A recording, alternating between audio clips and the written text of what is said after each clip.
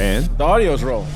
Everybody, welcome to ClevelandMoto Podcast number 353. With a blast from the past, we have Nick is with us. Divitto. Did you stop and pick up Cam on your way in? No. Oh, I knew I forgot something. He's still waiting out there in front of his house. So tonight's official beverage is the Manhattan, brought to you by Chris Smith. Thanks. Cheers. Hey. Yep. Damn, son. Big. Which would be really nice if we had a sponsored alcohol in it. Exactly. You know, we're only one sponsored alcohol sponsor away from sponsorship by an alcohol company. Yeah, buddy. Just saying, if there was a place in Cleveland that made whiskey, that'd probably be in their best interest to get some. So these were made with Old Granddad 114. Yeah. I think I can taste A little those extra. overproof. Taste those extra. A little proofs. overproof. Bonus proofs. Yeah, I'm a big fan. They're delicious, for fuck's sake. Oh, yeah. And to my immediate left is Dan Krompke. Dan. Anything special tonight? I see a bottle. Bottle of Buffalo Trace Bourbon Cream. Bourbon cream. Oh, That sounds good. that does sound good. like But you the got to fruity keep in drink. mind, guys, that creams are usually, what, 30%? 30 or so? Yeah, so they're just like a... That's why it's up my alley. Yeah, exactly. You're Yeah. drinking this, McSlashy. You're It'll- drinking this, McSlashy. McSlashy now. To his left, our newest employee at the It's just shop, what you melt.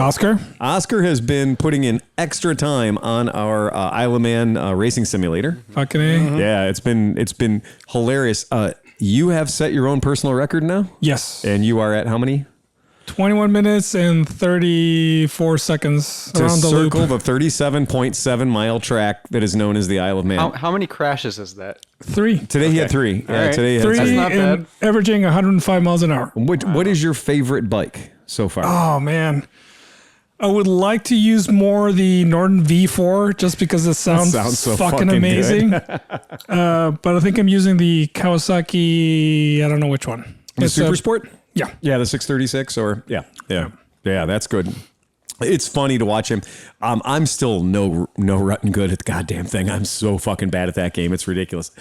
I make myself sweat from crashing so much. And I'm just like every time I play it, and because I'm like, this is a bad motorcycle simulator because it doesn't do what a motorcycle should do, and I look at that as being like, oh man, I'm nervous. This is going to give me some awful habits, like throwing your motorcycle at a wall at 145 miles per You know hour. what it is? It's like, it would be like, it's trying to drive a motorcycle with like the stand-up grass cutter controls. Yeah, it like, is. It's It is. basically, Absolutely. Yeah, it's and you not- know what's funny is I don't play video games, so like my hands don't naturally do the things that any video game has done since Sega. except for like, Duck Hunt. Yeah, exactly. Anything with a light gun, I'm in. Yeah. Right. Yeah. Sign me right the fuck up. But it is very tough. And even when I'm like at the nieces and nephews' place where I'm trying to play a game that has a hand controller, I'm just like, we're playing a shooting game. Why don't I have a shooting device? Yeah, right. It's like, I can get that. You know, like if I had a shooting device in one hand and then a Amy looky movie thing in the other hand, Right. it would make perfect goddamn sense. And I know the technology exists because, like you said, Duck Hunt. Yeah, right. Right. If my very first Nintendo had Hogan's Alley, right, then why the fuck doesn't all of today's modern things just... Right, and why don't on the forestock of the rifle? Why isn't there a look left, look right, run right control on it? Because And a grenade launcher. Yeah. well, of course. And everything you shoot should turn into gold coins. Yeah, that's also true. There's a great sense of reward there. Look at how rich I just got. So now we did get the Hoffer, Krompke, and Nick to try out the game. So I'm getting better at it. You got massive Steve is air in one of hooked. those crashes, man. You've got like, You were getting better though. yeah. You were improving. Why do they sound so surprised? I like the one I've never seen anybody the whole couple of weeks we've been watching it fly through the air at like 80 feet and not hit anything. I just wanna like, know- you didn't even come off the bike. You were just on the bike Right. flying through the air. I want to know why. awesome. He walks up to it and he goes, "Does it have a Honda Passport?" We gave him the slowest one, the MV Agusta. The MV Agusta is literally the slowest bike in there. And it's a vintage MV Agusta. He's like, so- where's the MPG gauge? Well, He's when- hypermiling. no, Steve on the MV Agusta was like, "Why is it so slow?" And it's like, "You're going 120 Yeah, miles exactly. an hour." There's nothing slow You're about like, oh, it. shit. Yeah.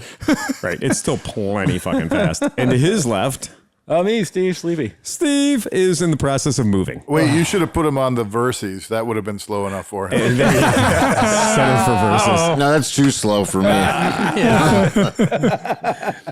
You select Versus and the machine goes, One of those.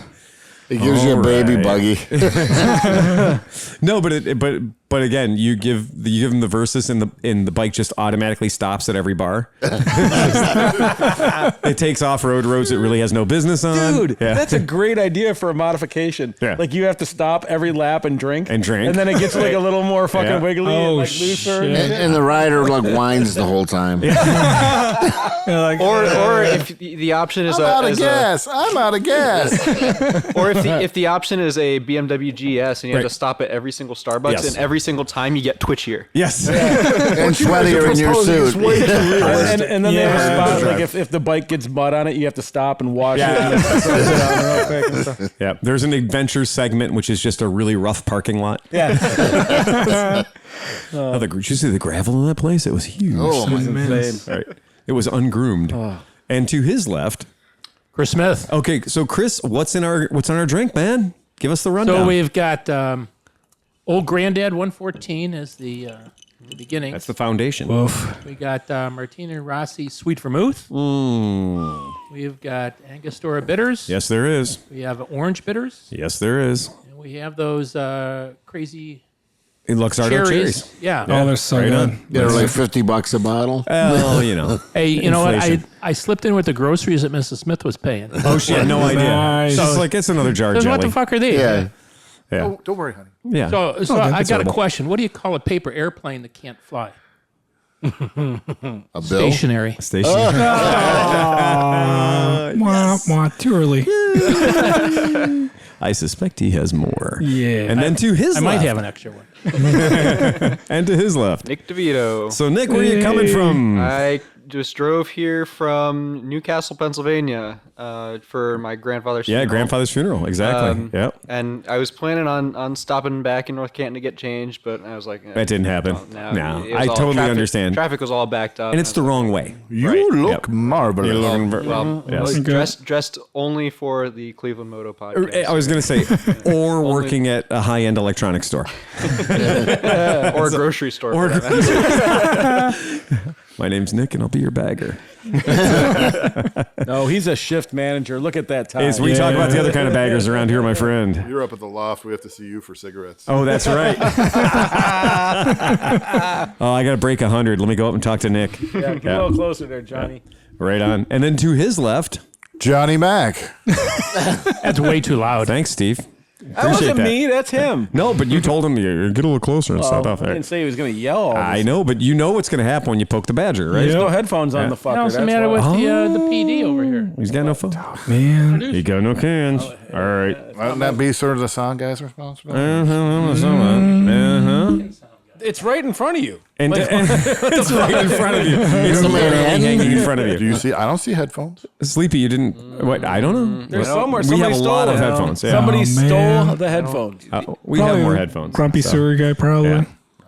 John, raise your hand if you think you need ESG. headphones. I will get you headphones. I have 2 more sets. I did all last podcast without headphones, right, and see? nobody even noticed. Not Okay, a well, single just stay listener. at that volume and you're fucking Damn. perfect, so we don't have an Yeah, issue. that's right. Perfect. That's beautiful. Listen, dude, I'll fight you. You And can crawl down my pants and fight for air, motherfucker. brown liquor. We're not even 10 minutes into the fucking I was podcast. kidding. Have you seen this And guy, we're dude? plastered. I'm not fighting him.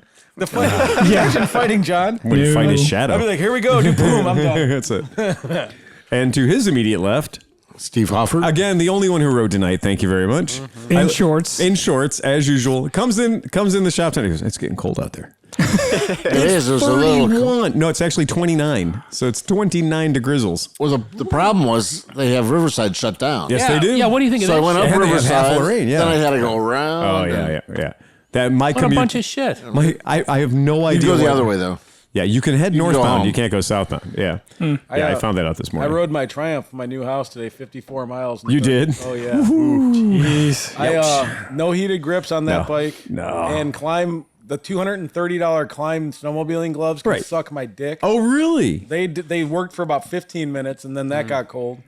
You guys, They're just laughing at I you. have those heated gloves. If you just make something that you can plug into your thing, like you could at least have heated gloves on anything. there is no substitute for $25 worth of pocket hand warmers. Yeah, I know. That'll last you the whole fucking season, and they are magical. Do you have any hand guards on that thing? No, not Because the I Triumph. have a set of like those foam snowmobile hand guards that I put on absolutely Hippo everything. hands, man. Well, that's what I couldn't find them. I have a set of the Tusk Hippo hands. Yeah. But I didn't think, for some reason, the sun was out, and I'm like, it's not that yeah. bad. And then we start riding, and it's fucking bad. Yeah, it's man. fucking terrible. Idiot. Yeah, for real. So you guys know what's happening right now? Wait, what about our humble narrator? Your humble narrator, Phil Waters. That's Unkie Phil if you're nasty. I know you're all nasty. Right now in a far, far away land that is Milan, a.k.a., a suburb of Milan called Row. RHO. It's row your boat. Is the Aikma.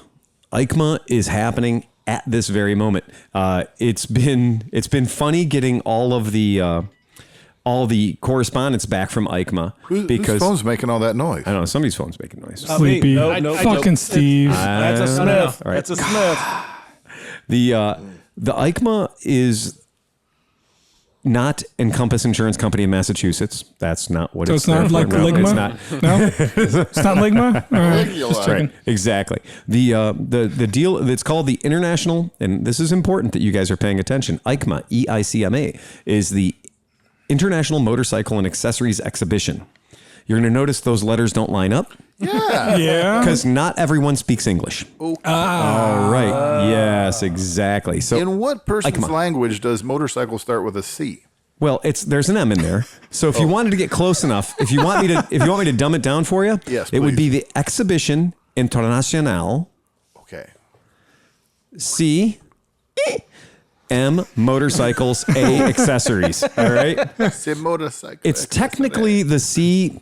It doesn't matter to anybody out there, but the C stands for Confindustria. So that's like the industry. Like that's the Confindustria. So that's what the C stands for. But if we were to dumb it down like Agents of S.H.I.E.L.D. style, it would be the Exhibition Internationale Confundista Motorcycle Accessories. Aikma. Yeah, Aikma. So that's what it is. But yeah, don't look for a direct translation because a lot of people aren't courteous enough to put everything into English for us. And they measure shit there in metric. Oh my god. Oh my God. Fucking drive savages. you crazy. Exactly. So Aikma, though, is the place where... But it's a morale booster. Yes, it is a morale booster. That's right, because I'm 220 millimeters. Right, exactly. That's it. It's a fucking morale booster. Right. Yeah. That was funny, man. Yeah. Oh, yeah. And if you want to go volumetric, I can do it. My dick's like 675 cc's. That's it. Just slightly better than a Versus. But what's the compression ratio? That depends on the altitude. It might not look like much, but it'll fear a Beerstein. Yeah, there you go. So the big news, so to give folks an idea what Aikma is all about, is it is the entire motorcycle industry of Europe getting together before the season. And that's what's important about the statement is it's before the season. And, you know, here for a long time, we had the International Motorcycle Show that only took place in the United States. Go figure. It's like the World Series of baseball. Not a lot of teams from Tokyo. No, they had Canada there, so it's basically international. And that was the idea. Is it's international because a bunch of Canadians show up. And they do one up in Toronto. So, anywho, that's kind of the same thing, except for if it was basically for industry, media people and stuff like that to see what next year's models are or aren't. I draw your attention to the example behind us on the screen. Would anyone like to see the brand new Royal Enfield V-Twin? That's right. Gorgeous. So that's, give or take 850 cc's, depending on how you measure it. There was a long time ago, Royal Enfield and Vickers, look them up. Vickers put together and threw together a V-twin engine in the humble era before the Depression. Didn't somebody just recently post about like a Chinese company that was coming out with a line that included a 1200cc bike? Yes. Brixton. CF Moto too. Brixton. Yeah. So the Brixton is the Brixton is the Triumph. We basically went to the dumpster behind the Triumph factory or the Triumph Engineering Group, and we took all the drawings and just said, well, we can do that in China. I've had some follow-up articles that I've read, and they're saying the bike is actually a really good bike. Like, it's really good. Again. Brixton? Yeah. Yes. Fake news. I'm sure the marketing department made sure that those articles got posted. No, it was. I mean, it was like it was. I mean, it wasn't a big. It wasn't a big. I guess my other question would be From who's the got, hand of God to Cinch's mouth. well, but who's gotten a chance to ride one? Well, that's what I'm saying. These people. Like, These people. well, no, it's Whoa, just, what do Them you mean, and they. these people? no, but it's like there's a guy on YouTube that's like just a dude. Like he's just like Again. A dude.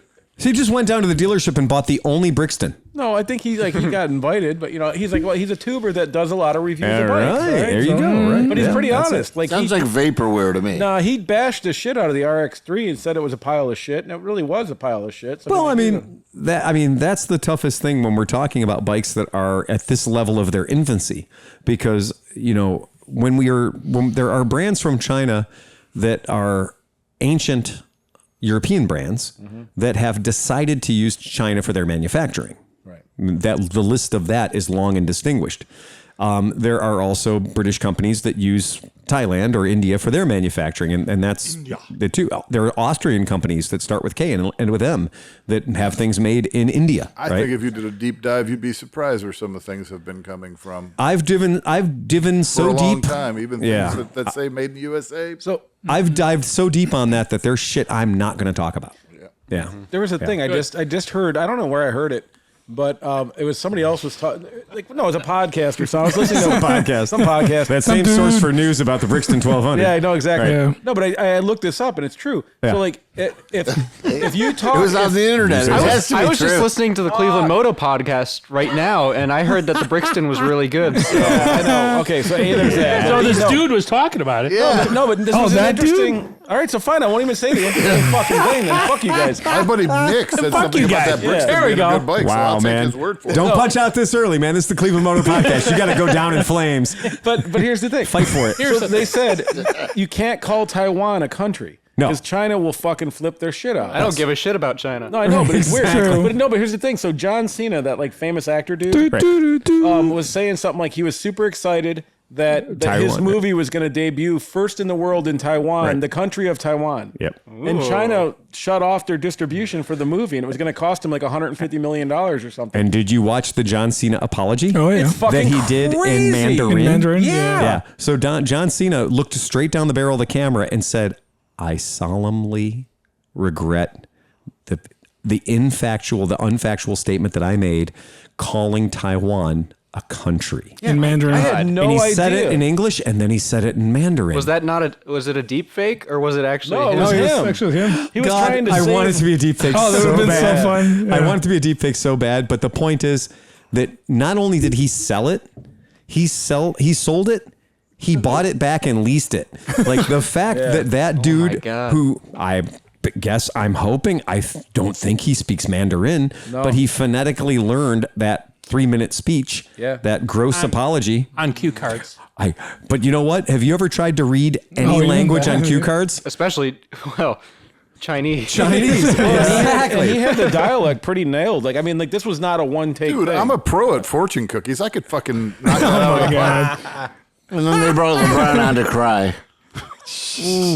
But you know that Bali, I didn't know this, Yeah. but Bali, they said, was populated by the Taiwanese. Yeah. Yeah. And they said that Taiwan. Where'd you like, learn that from discovered- some dude on the internet? I mean, for years, you've been able to buy tools that said made in Taiwan. Right. Exactly. I'd rather have it made in Taiwan. Yeah.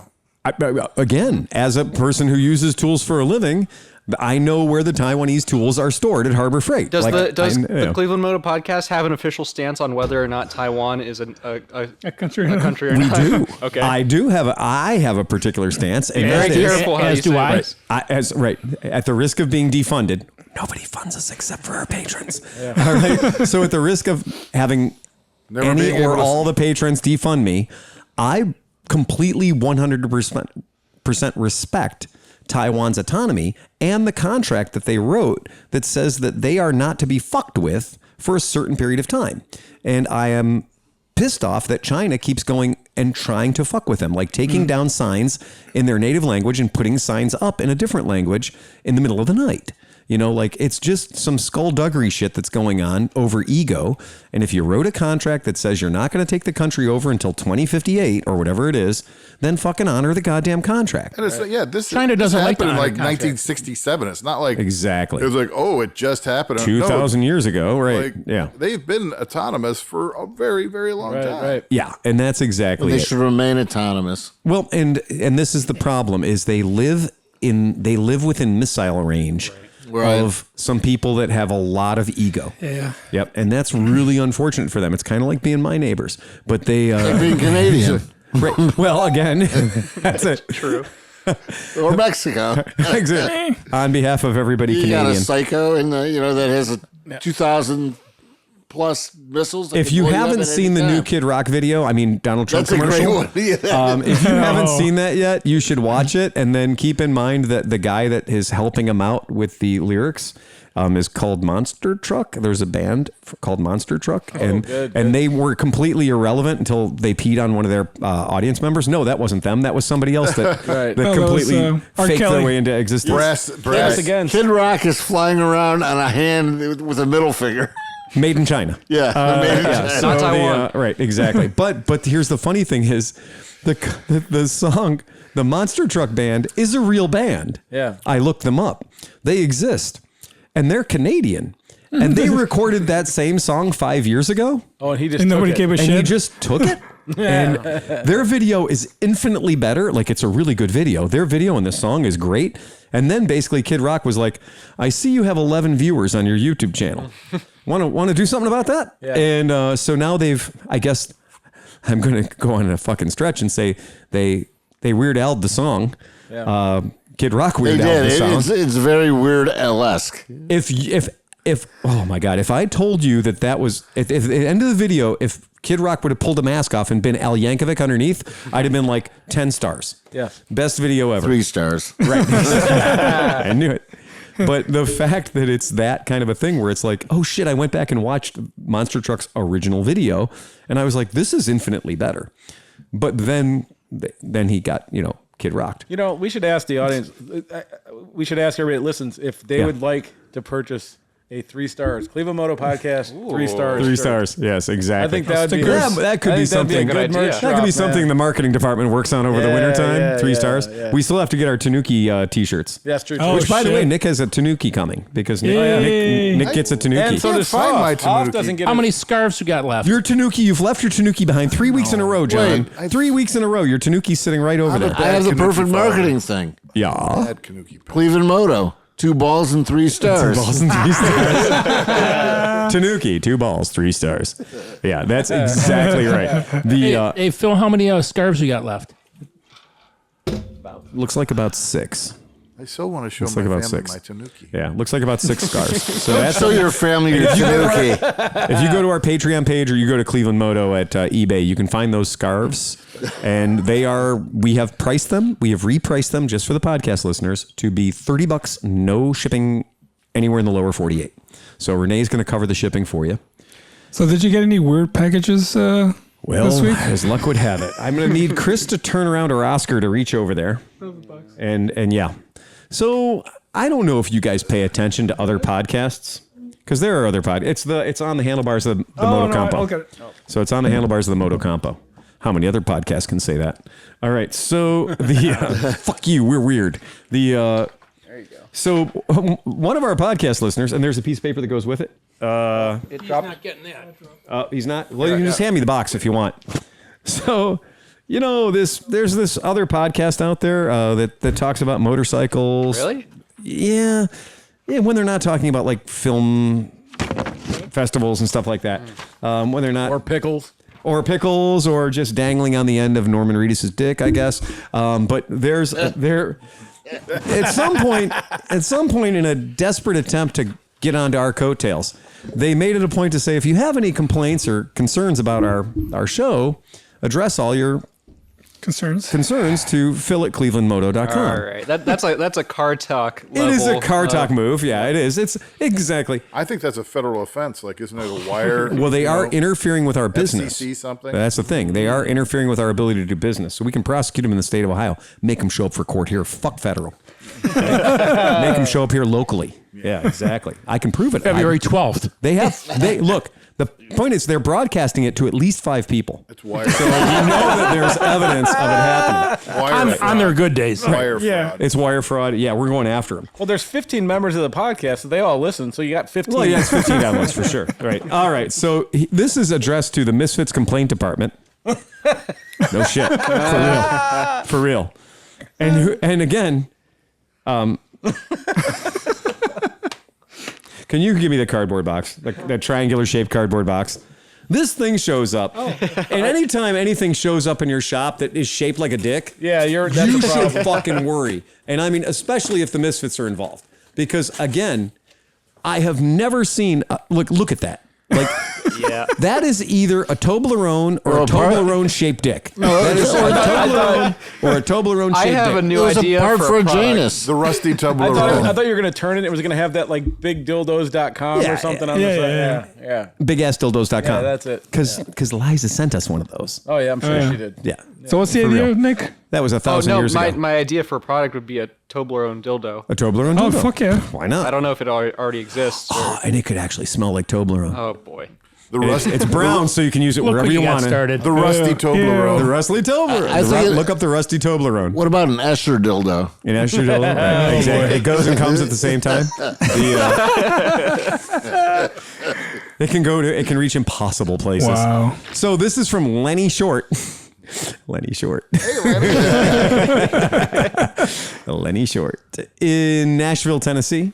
So Lenny Short sent the complaint department at the Motorcycles and Misfits the most aggressively endowed Tanuki I have ever seen. There's a lot to take in that poster. And Renee immediately picks it up. Renee goes, I think the one Tanuki's fucking the other Tanuki. And I was like, well, first of all, I don't think that's possible. But second of all, if you look at the nutsack on the second Tanuki or the driving Tanuki, it has that universal symbol of like, a circle within a circle within a circle within a circle that is kind of what it would look like. So I think really Lenny Short sent us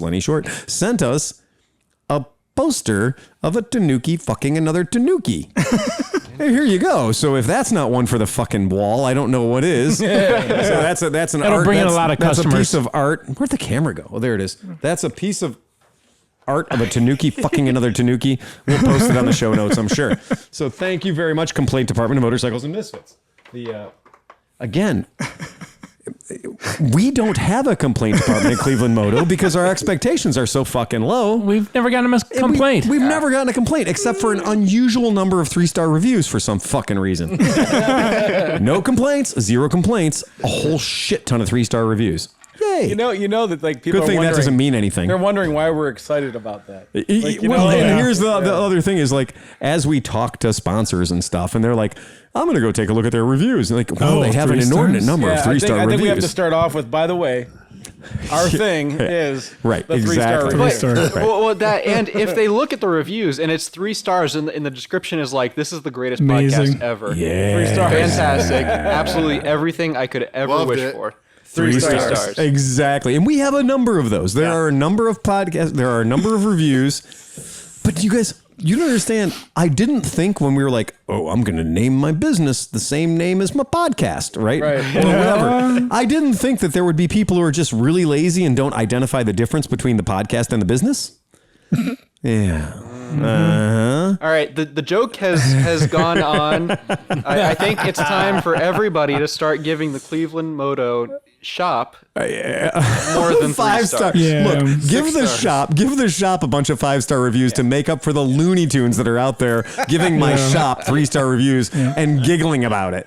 Yeah. Right. Yeah. This is I'm exactly. sorry. Alfred, this I'm is so your fault. sorry. Yeah. I listen. Yeah. Look, I Not got one bit sorry. I got a review on there that says 3 stars. Go fuck your hat. Yeah.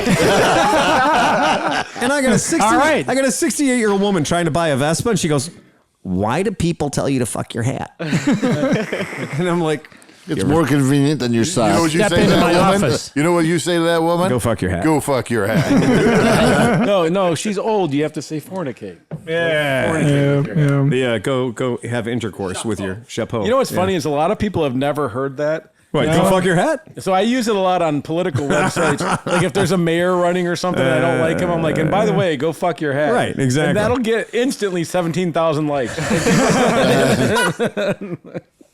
Again. Do you ever get banned? Yeah, I do. Yeah. All the time. Every time he posts on Facebook, Facebook quivers a little bit. It's just like, I don't know. even do politics. I don't do anything. I just Don't need to. Don't need to. No. You're a proven offender. I have yet to be banned from Facebook. How is it so easy for some people? Well, because once you're on their radar, I posted the. I bet you your dick doesn't look like a beaver tail either. He steps on his dick so much it says Converse on it. All I'm saying is I posted the same picture that's been posted 1,000 million times of the dude eating the can of beans with the fucking horn in his ass farting. Yeah. I know what you're talking about. And there's Hashtag nothing anal funnel. Yeah, but there's nothing like it's a thigh. There's nothing profane about it. There's no assholes in it. There's no nudity. There's nothing profane about it. It's just a guy at a fucking moto rally. It's a cone. It's a construction cone literally up a person's It butt. literally says rectal insertion vuvuzela in the description of that image. And you know what? You're going to end up on a watch list. I'm just saying. I'm just saying. Yep. And it also is purple helmets. But the thing is, the thing is, it was completely appropriate because the motorcycle they posted looked like that guy. Well, again, being right and being banned. Oh yeah, there's no. Does one make you feel better about the other one? No. Okay, fair enough. But I wear All my right. bands as a badge of honor. Thank you. You really just talk about shooting people and stuff like that. Ah, yeah, you're fair. If you ever not want to play on Facebook. So what I would like to call attention to, back to this Royal Enfield 850 VTwin. I have a question about this Royal 838. Enfield. Why are the engine cases so large? Look, they're so large they don't fit in the motorcycle. Yeah. So the engine cases are so large. How big are they? They literally don't fit in the motorcycle. And if you hit the right size rock with that front tire, I have to say that rock will impact in only one thing: a lot of engine cases. Well, what do you think is in there? Oil. Well, but why? I bet you this thing carries along about 14 quarts of oil because diesels do require a lot of oil, and this looks like a honkin', diesel? Right? Does it have suspension in the front? Yes, it does. Oh, shit. Yes, it does. But you know what it is? That paralever Gerdrolic. Yes, Gerdrolic suspension. That's exactly right. Thank you, Gerdrolic. So that whole thing goes up and down as opposed to normal suspension where the headlight on this bike actually does go up and down when you hit bumps. So I would argue that the rest of the motorcycle goes down and up. That's correct. The headlight stays because the headlight is literally fixed to the front axle, with stuff. But what I would like to call attention about this is, here's something that most motorcycle designers overlook. First things first, that gas tank seam. That's horrible. Fuck that gas tank seam. That's what Honda does, and it ruins the line of the bike. Right. If you're going to go ahead and build a motorcycle that you're trying to convince people is older than it actually is, roll the fucking seam. Roll the fucking seam, pal. No, man, just roll the fucking seam. They know that you're going to weld it anyway, so just weld it in a more interesting fashion. But they know that most people are going to buy this. They're going to go to fucking AutoZone and buy the chrome fucking sticky thing and put You mean the chrome door edge guard? Yes. And Fuck they're that. run That is the number. Right. That is the second sin of motorcycles. Would you buy a chrome door edge guard? No, that is one of my pet peeves on motorcycles. Absolutely. Freaking gas tank seam. Tank seams. Bullshit.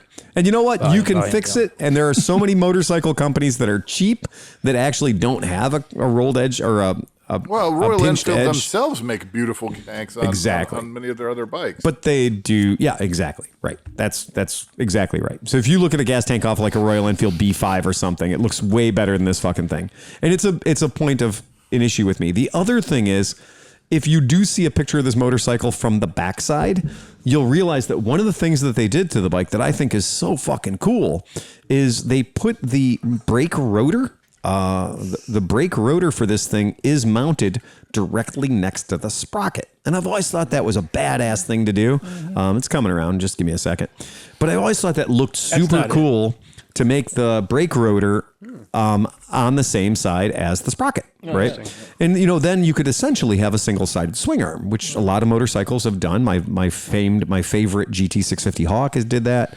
A lot of motorcycles have done that. It Are looks those steel cool. spoke rims like on an old tractor or a wheelbarrow? Well, these are they're made of metal. I'm sure there's some sort of an alloy. No. I'm sure they weigh 3 times what you think they weigh because it's a Royal Enfield. But the other thing is they've kind of pot limited themselves to the width of that rear tire. And I do think that this motorcycle might look better if its front tire and its back tire were different widths. If you've got a super chunky front tire, it makes the back tire look skinnier. In this particular case, the back tire on this bike does look mighty skinny. I want that seat to be a lot bigger. If you're gonna, I don't mind having the cantilever seat hanging there out there like that. Yeah, a lot of people are doing But that. let's make it like a nice tractor bucket seat with maybe like they did on the old panheads, like where it had a little rail around it and stuff like that. Yeah, I mean, there's a lot of good ways to have a seat, and especially with a I Royal just feel Enfield. like you're gonna slide right off the back of the bike when all that horsepower kicks in. Them's fighting words right there, pal. I mean, I was, like when I was on the Janus. I got that Janus video is my second most successful video Is it really? on my YouTube channel. In fact, I owe Chris Smith a couple beers because that video has made my channel $10. Oh, it has monetized your channel. Nice, man. Make it rain, Nick. Nice. Very cool. Chris, I owe you a beer. Yeah, that's right. He gets 30%, so he gets a domestic beer in a can. Yeah, we're not going to give him a whole beer. Yeah. High life. Exactly. You get a high life. Now, is that a concept bike, or is that actually how it's going to roll thank off? you. Thank you for bringing me around on that. That's good. You win the John Meckelfresh Award for this one. So what that is a motorcycle that is being featured at Aikma. Oh, so it'll look like the BMW pile of shit that they brought out. Everything that happened with the R1800 could very possibly happen with this particular They're going to add motorcycle. an airbox. But Seven or eight airboxes. But it was terrible. BMW was like, look at this beautiful woman. You want everything about this woman. And you're like, oh man, I really want Then that it's woman. like phone sex. And then no, it wasn't even that. It was a dude. It came out and it had a schlong, and it was not even terrible, close. man. It was not even No, close. that kit that they make to convert an R9T to that bike looks infinitely better. Way better. Yeah. The kit to make an R9T into a totally different motorcycle looks better than the R18 that defies. And what's funny is they came out with the R18 and then there was like, with no prodding whatsoever, with nobody getting involved in the equation, they built a R1800 America Cruiser out of the thing that really does look like somebody said, I'm going to take an opposed head motor. We're going to take this big, beautiful boxer motor, and we're going to do our very best to make it look like a lowrider. Yeah. And they did. And they successfully made it look like somebody who's seen a picture of a lowrider once and then added pieces and things to that R800 until they came out with it. And I was like, God damn it. Like, you even fucked up the back fender. Like, it's hard to fuck up a back fender on a BMW. They managed to do it. So there you go. And if you love the motorcycle, then, again, send your complaints to fucking Lies at misfits. No, they'll just come here. I know. They'll just circle back. It's the infinity storm of complaints. No, but we should have a mail campaign where we have them send something. Well, considering we're all male, that's pretty easy to do. So here's our buddy Kurt Rowley. So we got a buddy Kurt Rowley in Massachusetts, and he's pretty good for keeping us on target. He's a legit podcast listener, but he brought up a really interesting. Remember we were talking about T6 oil? Oh yeah. We were talking about Rotella and shit like that, and like who's got a wet clutch and who's got a dry clutch and whatever. And I was wrong as shit. So apparently, thanks to Kurt, again, who says we don't read listener mail, the BMW 650 scooters had an enclosed final drive chain. Oh, did not fucking know that. Which did run in an oil bath. The CVT and the clutch were dry.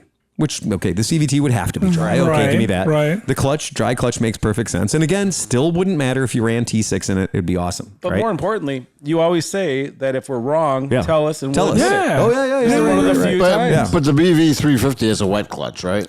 The BV350 does not have a wet clutch. The BV350, I think that's where we draw the line. Again, I don't want to dive back down this, but the BV350 has a standard clutch. Like it has metal rollers. Like the variating system is different. So the variator system is different. It's a slipper clutch system. That is different, but I'm pretty sure that one runs a dry clutch as well. But again, that's that's that. But that I thought that was really good that they brought that up because that was, and they said that the T-Max also has a dry clutch. So the BMW Kimco has a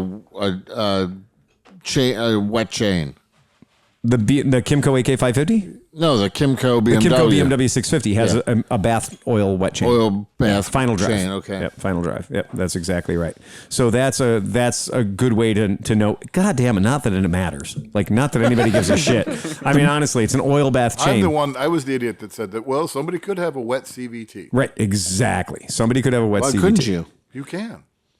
The more you know. Scooter that we know of does. Right. You could absolutely have a wet CVT. That's what's in my Nissan. In your Nissan, right? In automobile applications, wet CVTs are totally common. But in a motorcycle CVT, the belt is rubber, whereas in an automotive application, it's like a metal chain type thing. Duplex chain or whatever the fuck. It's like a bunch, I believe it's like a bunch of brake pads linked together. I agree. Yeah, I agree. It's like it's friction material. Yep, okay. I totally agree. I think. To get the life out of it. I haven't torn one apart. I inherently don't trust them. I still have a problem with CVTs only because I'm just not there yet. CVTs in cars. At 167,000 miles. Right. Yeah. I'm starting to wonder, like every once in a while, like if you put it in gear, is that a little bit too long? Was that like a little neutral too long before it kicked in? And Of course, the reason I do this is I have PTSD that came from a Subaru Justy. Mm-hmm. So Subaru had these transmissions that were electronic CVT transmissions that were based on magnetic dust. So that Subaru transmissions that were automatic, whether it was like a Sambar or a Justy or whatever, small Subarus that had automatics had magnets that they actually had magnetic dust inside of them. It's like a flux drive kind of, yep. right? And then they also had commutators or what you'd call brushes. And so there were replaceable brushes in the transmission. There was a little plate on the side. You take it out, and every once in a while you'd have to replace these brushes. And of course, now they're all 25 or 30 years old. You can't get these brushes anymore. So all the guy who still does Subaru Justies has figured out which commutators you need out of which starters. So like what starter you can buy these parts for and then fix your fucking Subaru. If you can get a really big brush, you can always file it or grind it down and that's the idea. Make it the right size. That's exactly what he's recommending in his endeavors. But it is a very strange thing, and if you're listening to that, if you're listening to me about this, I fucking feel bad for you. What are we talking about? I don't know. Brushes, powder-driven CVT transmissions. Hey, remember last week when Meckelfresh offered me $12,000 for my GB500? Yes. Yeah, all right. Yes, you did. Yep. So if anybody would like to call your attention to screen number 1. Holy shit. There's a GB500. It's the highest price I've ever seen, $12,500. Damn. Wow. Yep. So $12,500. It has 570 original miles. It has the original exhaust system, including the complete evap emission system, which you'll want to remove immediately. You said I could have yours for $4,000. I said you could have mine for $12,500. Apparently, I remember. We'll play the tape back.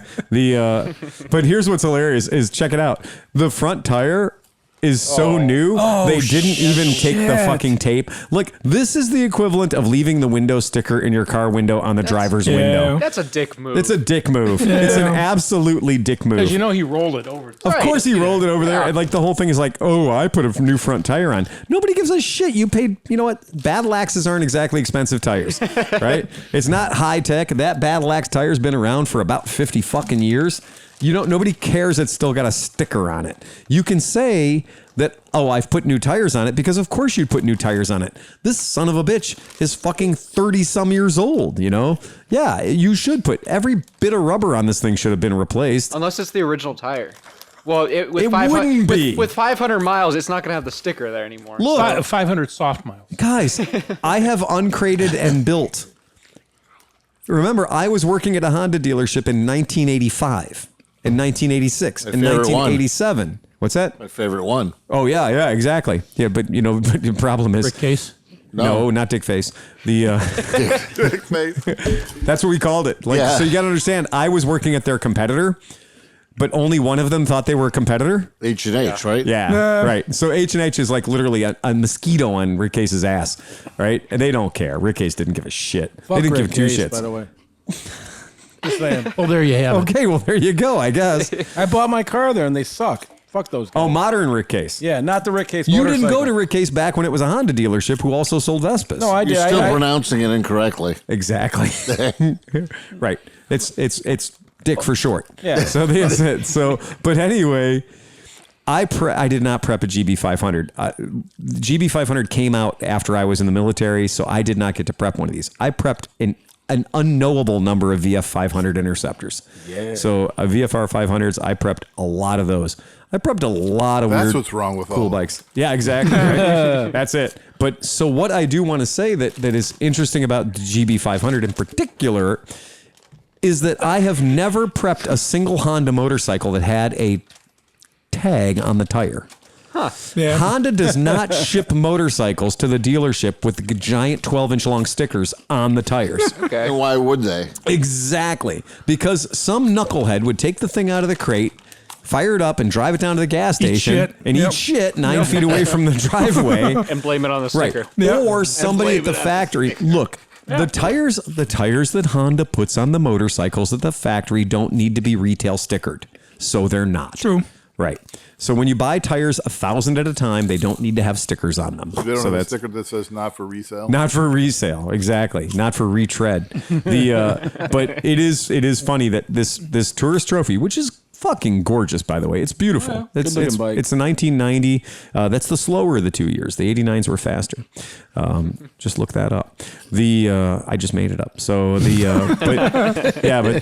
$12,500 is a bit on the fucking. Whew. So Johnny Mac, when are you going to pick up your new Yeah, your new GB500. 12K? Because I can tell you that mine has a lot of desirable upgrades as opposed to this one. Mine, the seat cowl thing has So you already say been yours cracked. is not stock then? No, mine is not stock. My wife's is. It's a dealer You special. already mentioned yours does not have stickers on the tire. No, it does not have stickers on the tire. What else Not at doesn't all. it have? It doesn't have an emissions control system. Okay, that's one. I can't even drive it. There's in most $1,000 states. there. Exactly. Right. Can't drive it right there at all. That's it. Hey, It's sacrificed It probably. has for off-road use only Exactly. exhaust system. Yep. Oh, yeah. It's got. A lot of shit's gonna need to be done to that bike. Super I'm looking small. at, Is Super Trap still I'm looking off at of 480? $5,000 before I Is can it even still ride like that. right there off of 480? Yeah.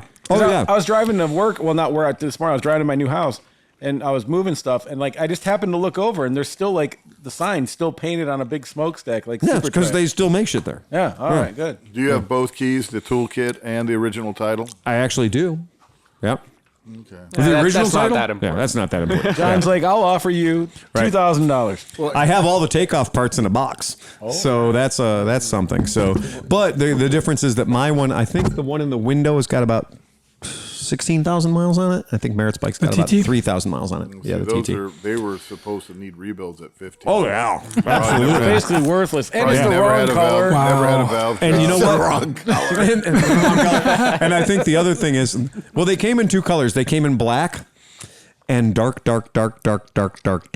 green. Well, if you only had it in white, it would be perfect for me. But it's the right? wrong color. Whatever you have. Whatever you have is the wrong color. Exactly. Yeah, that's Let me exactly ask right. my wife. Yeah. I had a customer today that was discussing and buying a bike, and he said, "Oh, well, you know, that one you got there," and he's like straight up, like, "Well, I'd be interested, but you know, it's a 2021, and I know you're going to discount it."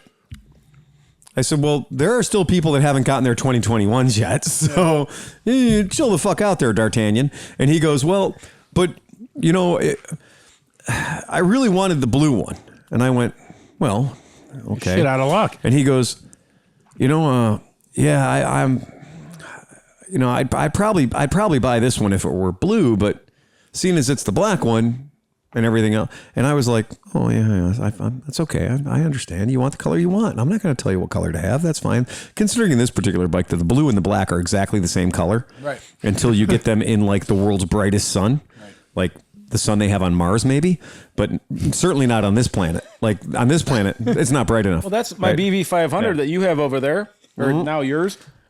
Yeah. Me and what my color wife, is that? Me and my wife argued for fucking years. What color is that bike? Blue. Exactly. But she was like, no, it's black. I'm No, like, it's fucking black. fucking blue. You have to be literally Yeah. 1 fucking nanometer off the paint. Yeah, with from here it's black. Extremely Yeah, bright it looks light. And black. this is what we're talking about. Yes. No, that's midnight blue metallic. Yes. So Jeez. that's midnight blue metallic. We have this argument a lot around here. But if you Midnight take that It's LED a black light, bike with a little blue, the most minuscule amount of blue metallic on it. Yep, exactly. So that's the guy called today, and he was just like, "Yeah, man, I do." And I said, "Wait a second." I said, "I have a blue one." I need you to walk out, turn around, and come back in. I know. I straight up told the guy, I was like, "No, I have a blue one because I do."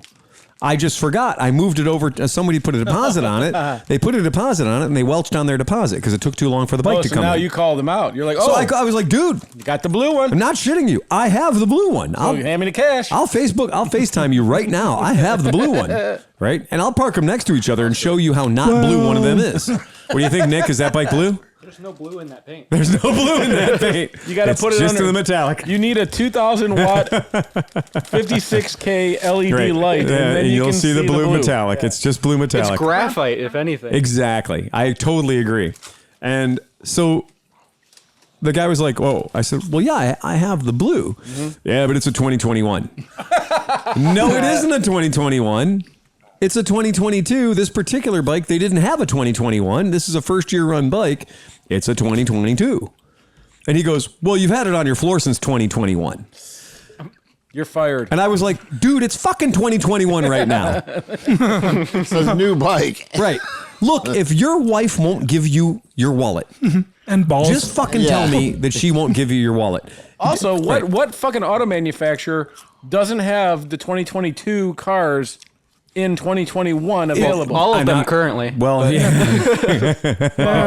Okay, all right. Depends how many chips you got. They have the 2020 cars as 2021s waiting for chips. But what I will tell you is I told the guy, I was like, "Look, you called me. I didn't call you. So I am obliged to hang on this phone call as long as you're willing to. But the point being, this bike didn't exist as a 2021. So this has to be a 2022. There is no discount. So you can just resign yourself to not asking. Or go fuck your hat. And that was just like, oh man, because you're in an awkward situation when the guy on the other end of the phone clearly just wants to buy a discount. Yeah. And honestly, he's not going to buy shit anyway, because you now have given him exactly what he said he thought he wanted. if you want it, you buy it. Exactly. And if you don't want it, yeah. Don't waste my time. yeah. Go fuck your head. If you don't want it, you get one of your friends to buy it. Always. Do you know what color when I wanted to buy that Honda CB1, that big one, that CB1000, what color the bike was meant fuck all. It literally meant nothing. I've It owned means nothing. What's it matter? Well, the biggest thing is usually I can't see the color when I'm riding it.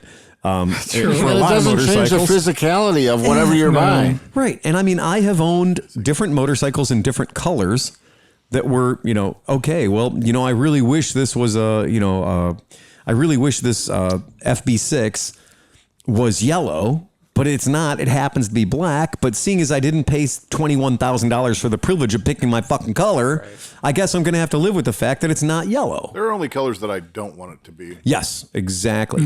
That midnight blue metallic Magna that I owned, I was just like, what the fuck? Who would paint a 1987 Super Magna or 88 Super Magna the color of boring?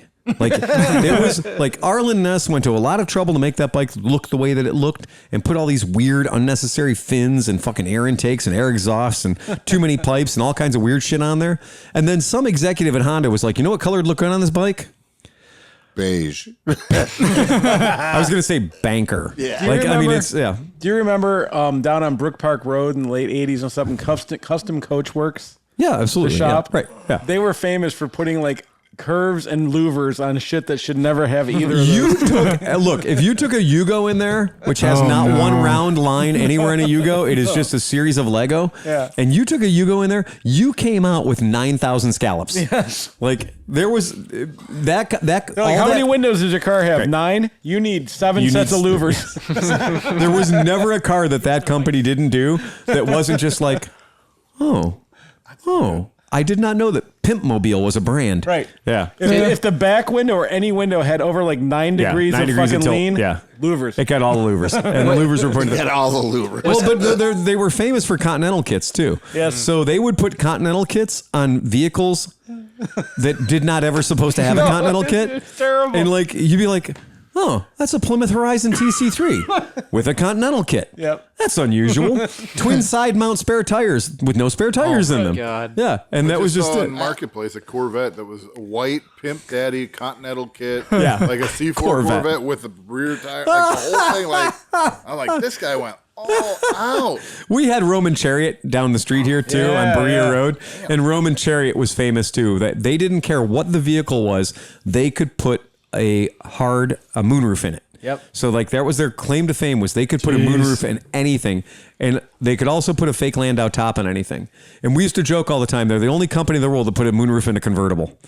And I rented in 1992. I rented Roman Chariot to throw a rave, right?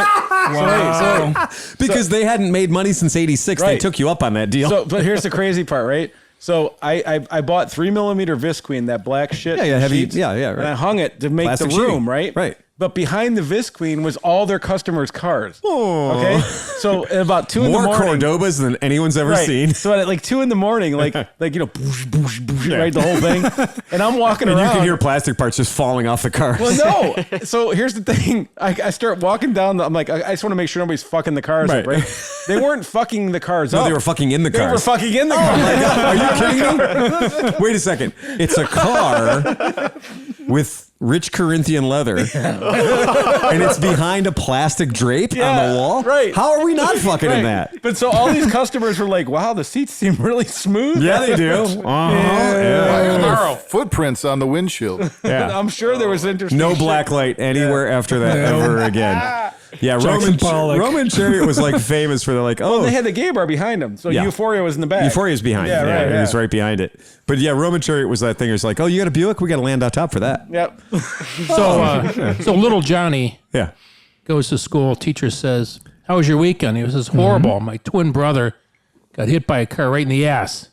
Teacher says, "You wrecked him?" Says, "Wrecked him. It damn near killed him." See,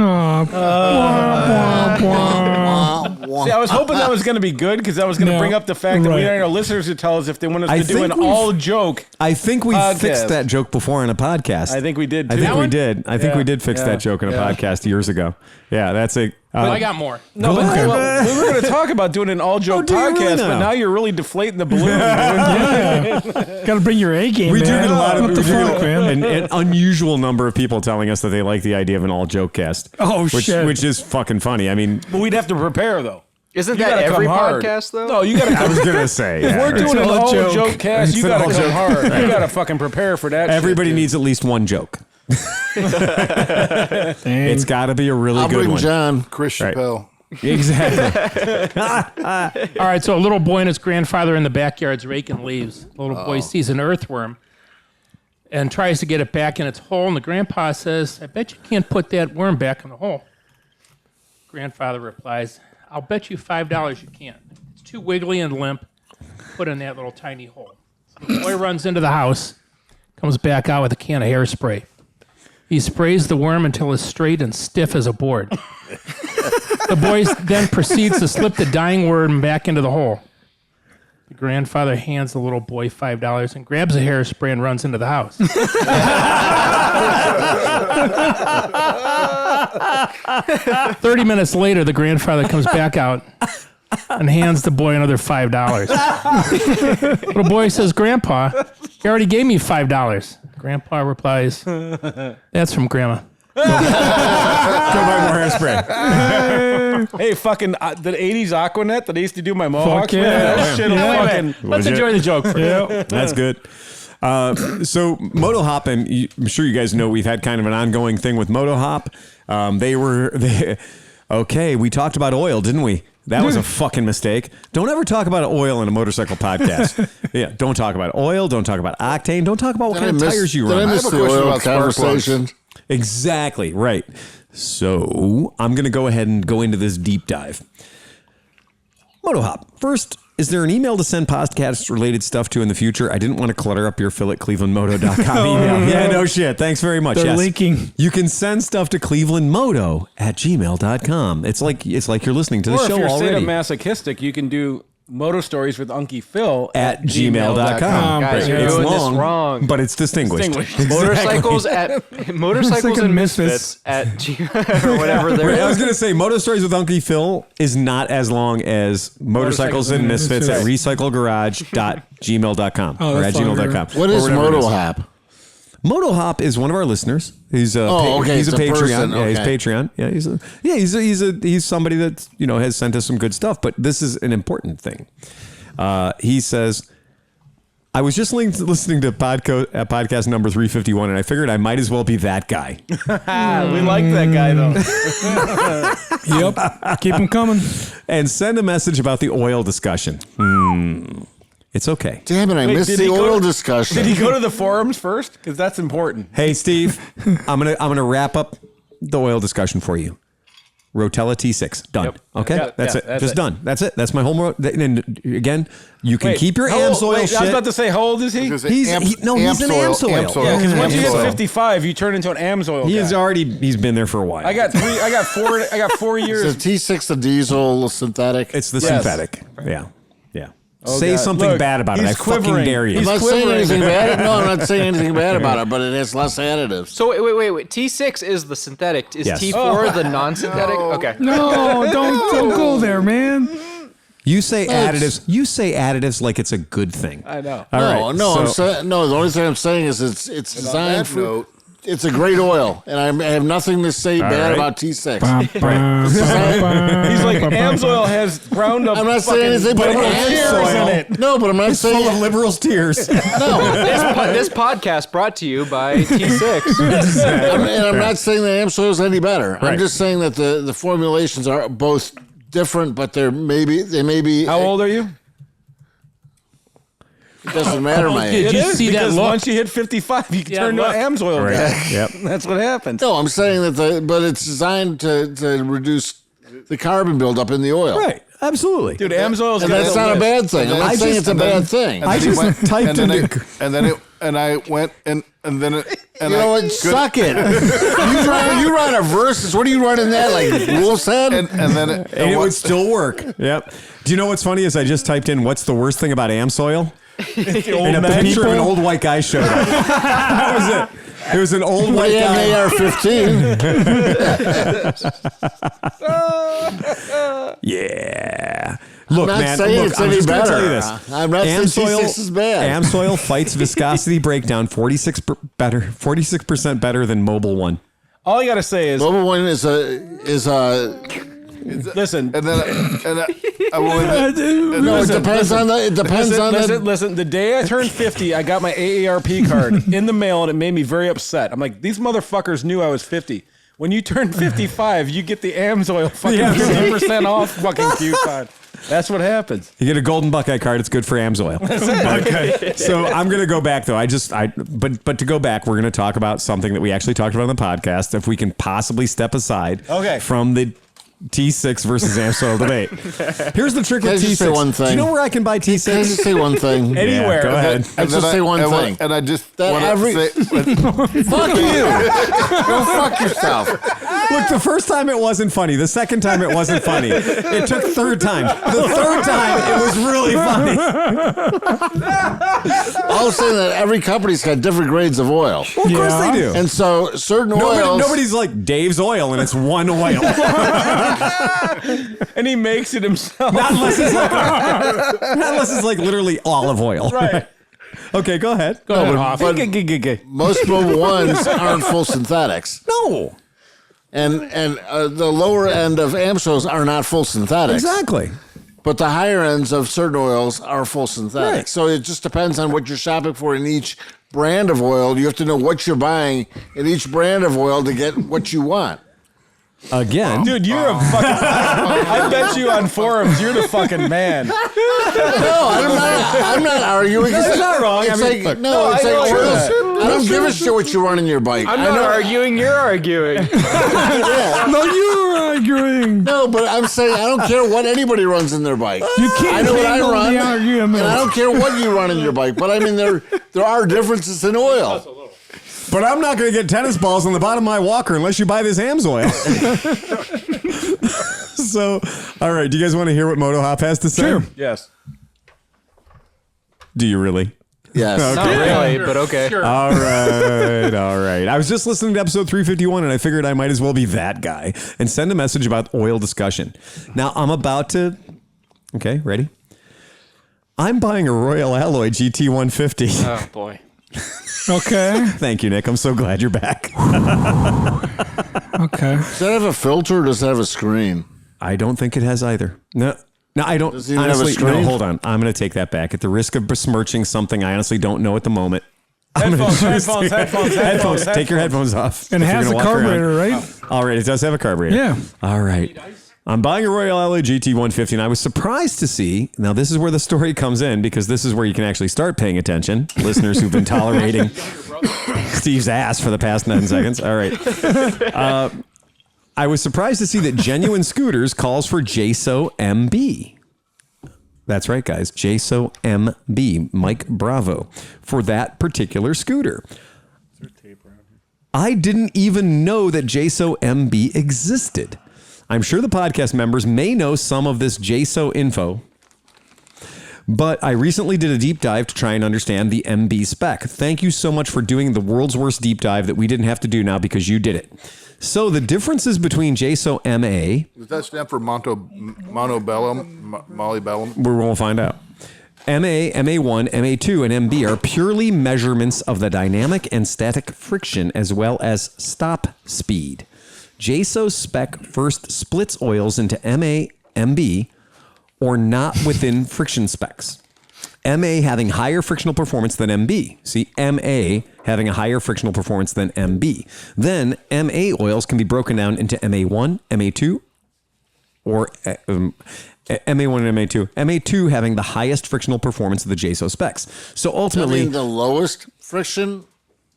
the highest frictional performance. So does that mean the lowest friction? It means the highest Right. frictional performance. whoa, No, wait, it doesn't mean anything other than what it says. It means the highest frictional You performance. First of all, oil increases friction. Right. And what it does is protects the metal parts from the friction. Exactly. Right. So- when we talk about You also agree. mentioned a second ago dynamic friction. Exactly. What does that mean? well, it's more interesting than the regular friction that you have at home. Meaning none. I know that you think your mom can make you friction at home, but she can't. Dynamic friction is what you really want. Dynamic friction versus boring friction. Versus static friction. If you have static friction, I like to call that Steve. So is that like what we would think as stiction is Right. static friction versus Well, static friction, actual friction. right, Right. exactly, right. So that's the breaking down those words. I mean, you've got an oil pump that's pumping oil. If it wasn't pumping anything, it would have less resistance. Yeah. But as Well, soon as it has to start pumping right. anything, there's right. friction. So then he gives me a link to the world's least good. interesting This is article that you can find at blog.amsoil.com. I'll take that over this. All right. He's like a Playboy bunny at the bunny club. Oh, yeah. He's taking orders and going and running drinks. He's going when he apeshit. comes back, if he does a bunny dip when he delivers it, I'm going to fucking shit myself. Plus, he's got a nice ass if you look at it. He does. Nice tip, bro. From the JSO MB oils I found, mostly only available overseas, wink, wink, China, Japan, it seems that they are normally marketed for non-wet clutch vehicles. No shit. Mainly CVT scooters. Yay. To make things weirder, I checked the owner's manual for a 2019 Ducati Panigale V4R. What he's doing is he's using an extremely sophisticated motorcycle in contrast to an extremely Chinese-made scooter. Is that a dry clutch or a wet clutch? the Ducati? Yeah. I would probably, that's a dry clutch bike. The Panigale is a dry clutch bike. Okay. Yeah, that's a dry clutch bike. But what I was going to say was the V4R, I would say that would probably be the highest consumer spec Ducati you could buy, right? I mean, I think what he's doing is just going for the cheap seats, right? And Ducati isn't even calling for JSO MB in a dry clutch bike where it would make sense. Instead, they specify Shell Advance 4T Ultra, which happens to be a JSO MA2 oil for a dry clutch bike. So There you go, buddy dip. Thank you. Oh, Nice. fucking A. That's got good. little tips. Nice ass. So this is my favorite. If any podcast listeners are still listening to Moto Hop's message, so I just can't figure out why Genuine specifies JSO MB or really any fucking JSO requirement for the GT150 when the UK owner's manual for the Royal Alloy doesn't mention JSO at all. They just call for essentially the oldest API spec you can find. API SD through SG. Modern spec is clearly SN. Clearly. So my question, have any of you or any listeners actually run automotive oil, not including Rotella T, in a CVT scooter for a decent amount of time? I just can't imagine how it could cause any issues. You're right. But I guess I also just hate to think that Genuine is trying to scare consumers into buying their oil, since Genuine sells one of the only certified JSO MB oils available in the United States. I think Keep up the great work and hope to meet some of you eventually. Matt. Matt, the answer is what's behind curtain C. Yes, Genuine.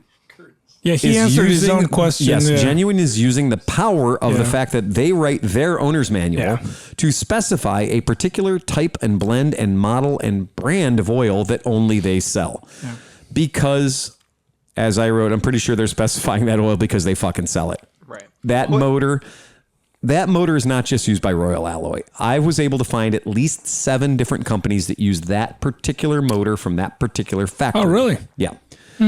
Like I said, the things I've learned about things that are made in China would make anybody cry. Okay. It really would make you fucking cry.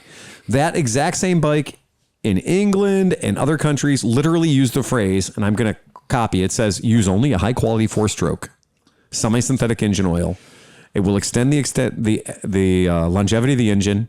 Grade SE or SD engine in an API method is recommended with a viscosity of 10W40. I thought you were going to say only use oil. Well, but I'm going to tell you where they lose all credibility, Nick, and you will appreciate this because I did check, and this is in print in the manual that I downloaded.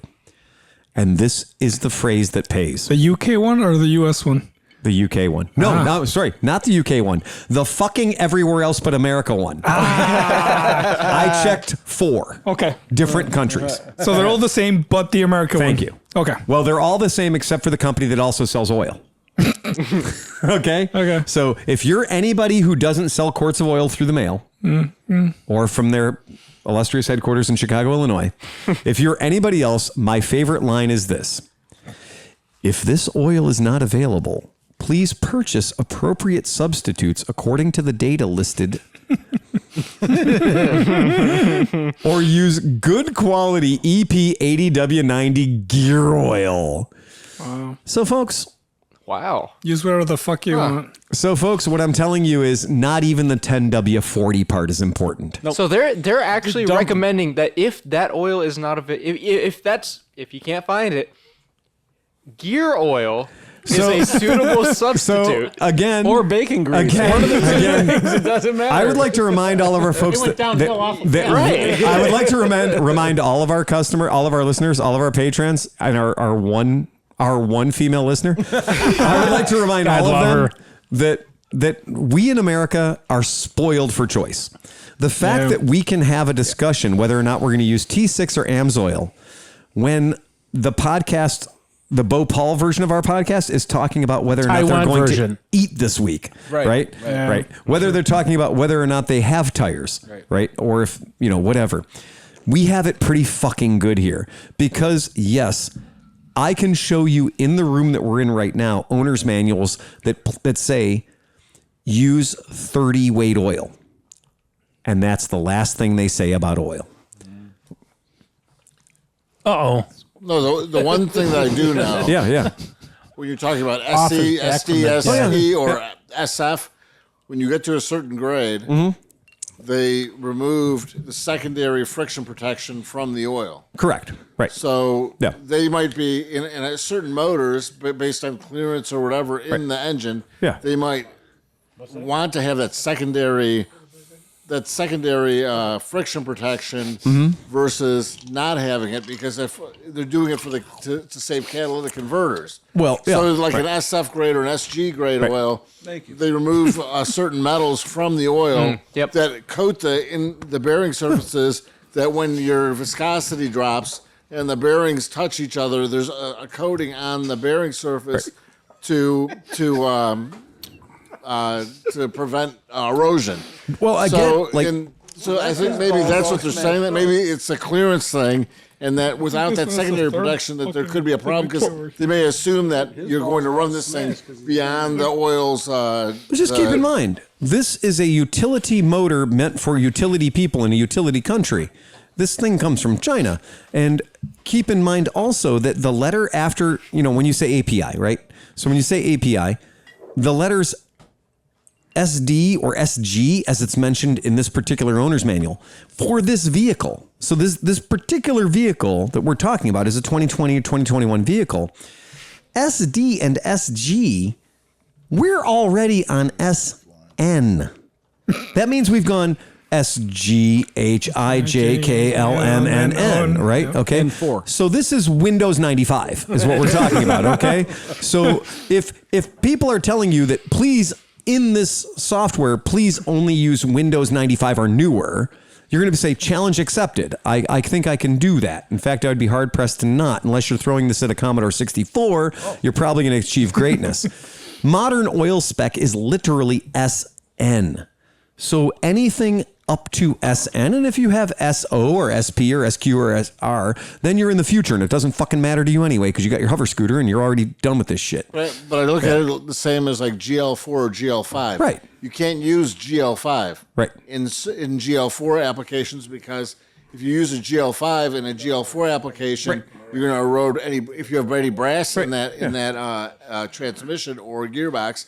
It'll erode the brass by using GL5. Absolutely. And that's why in the owner's manual, they go to the trouble of actually specifying in the owner's manual GL4. to use GL4 or newer. But the only thing I'm saying is that the old oil used secondary means of friction control versus the newer oil, which has eliminated it for different purposes. Not the purpose of friction.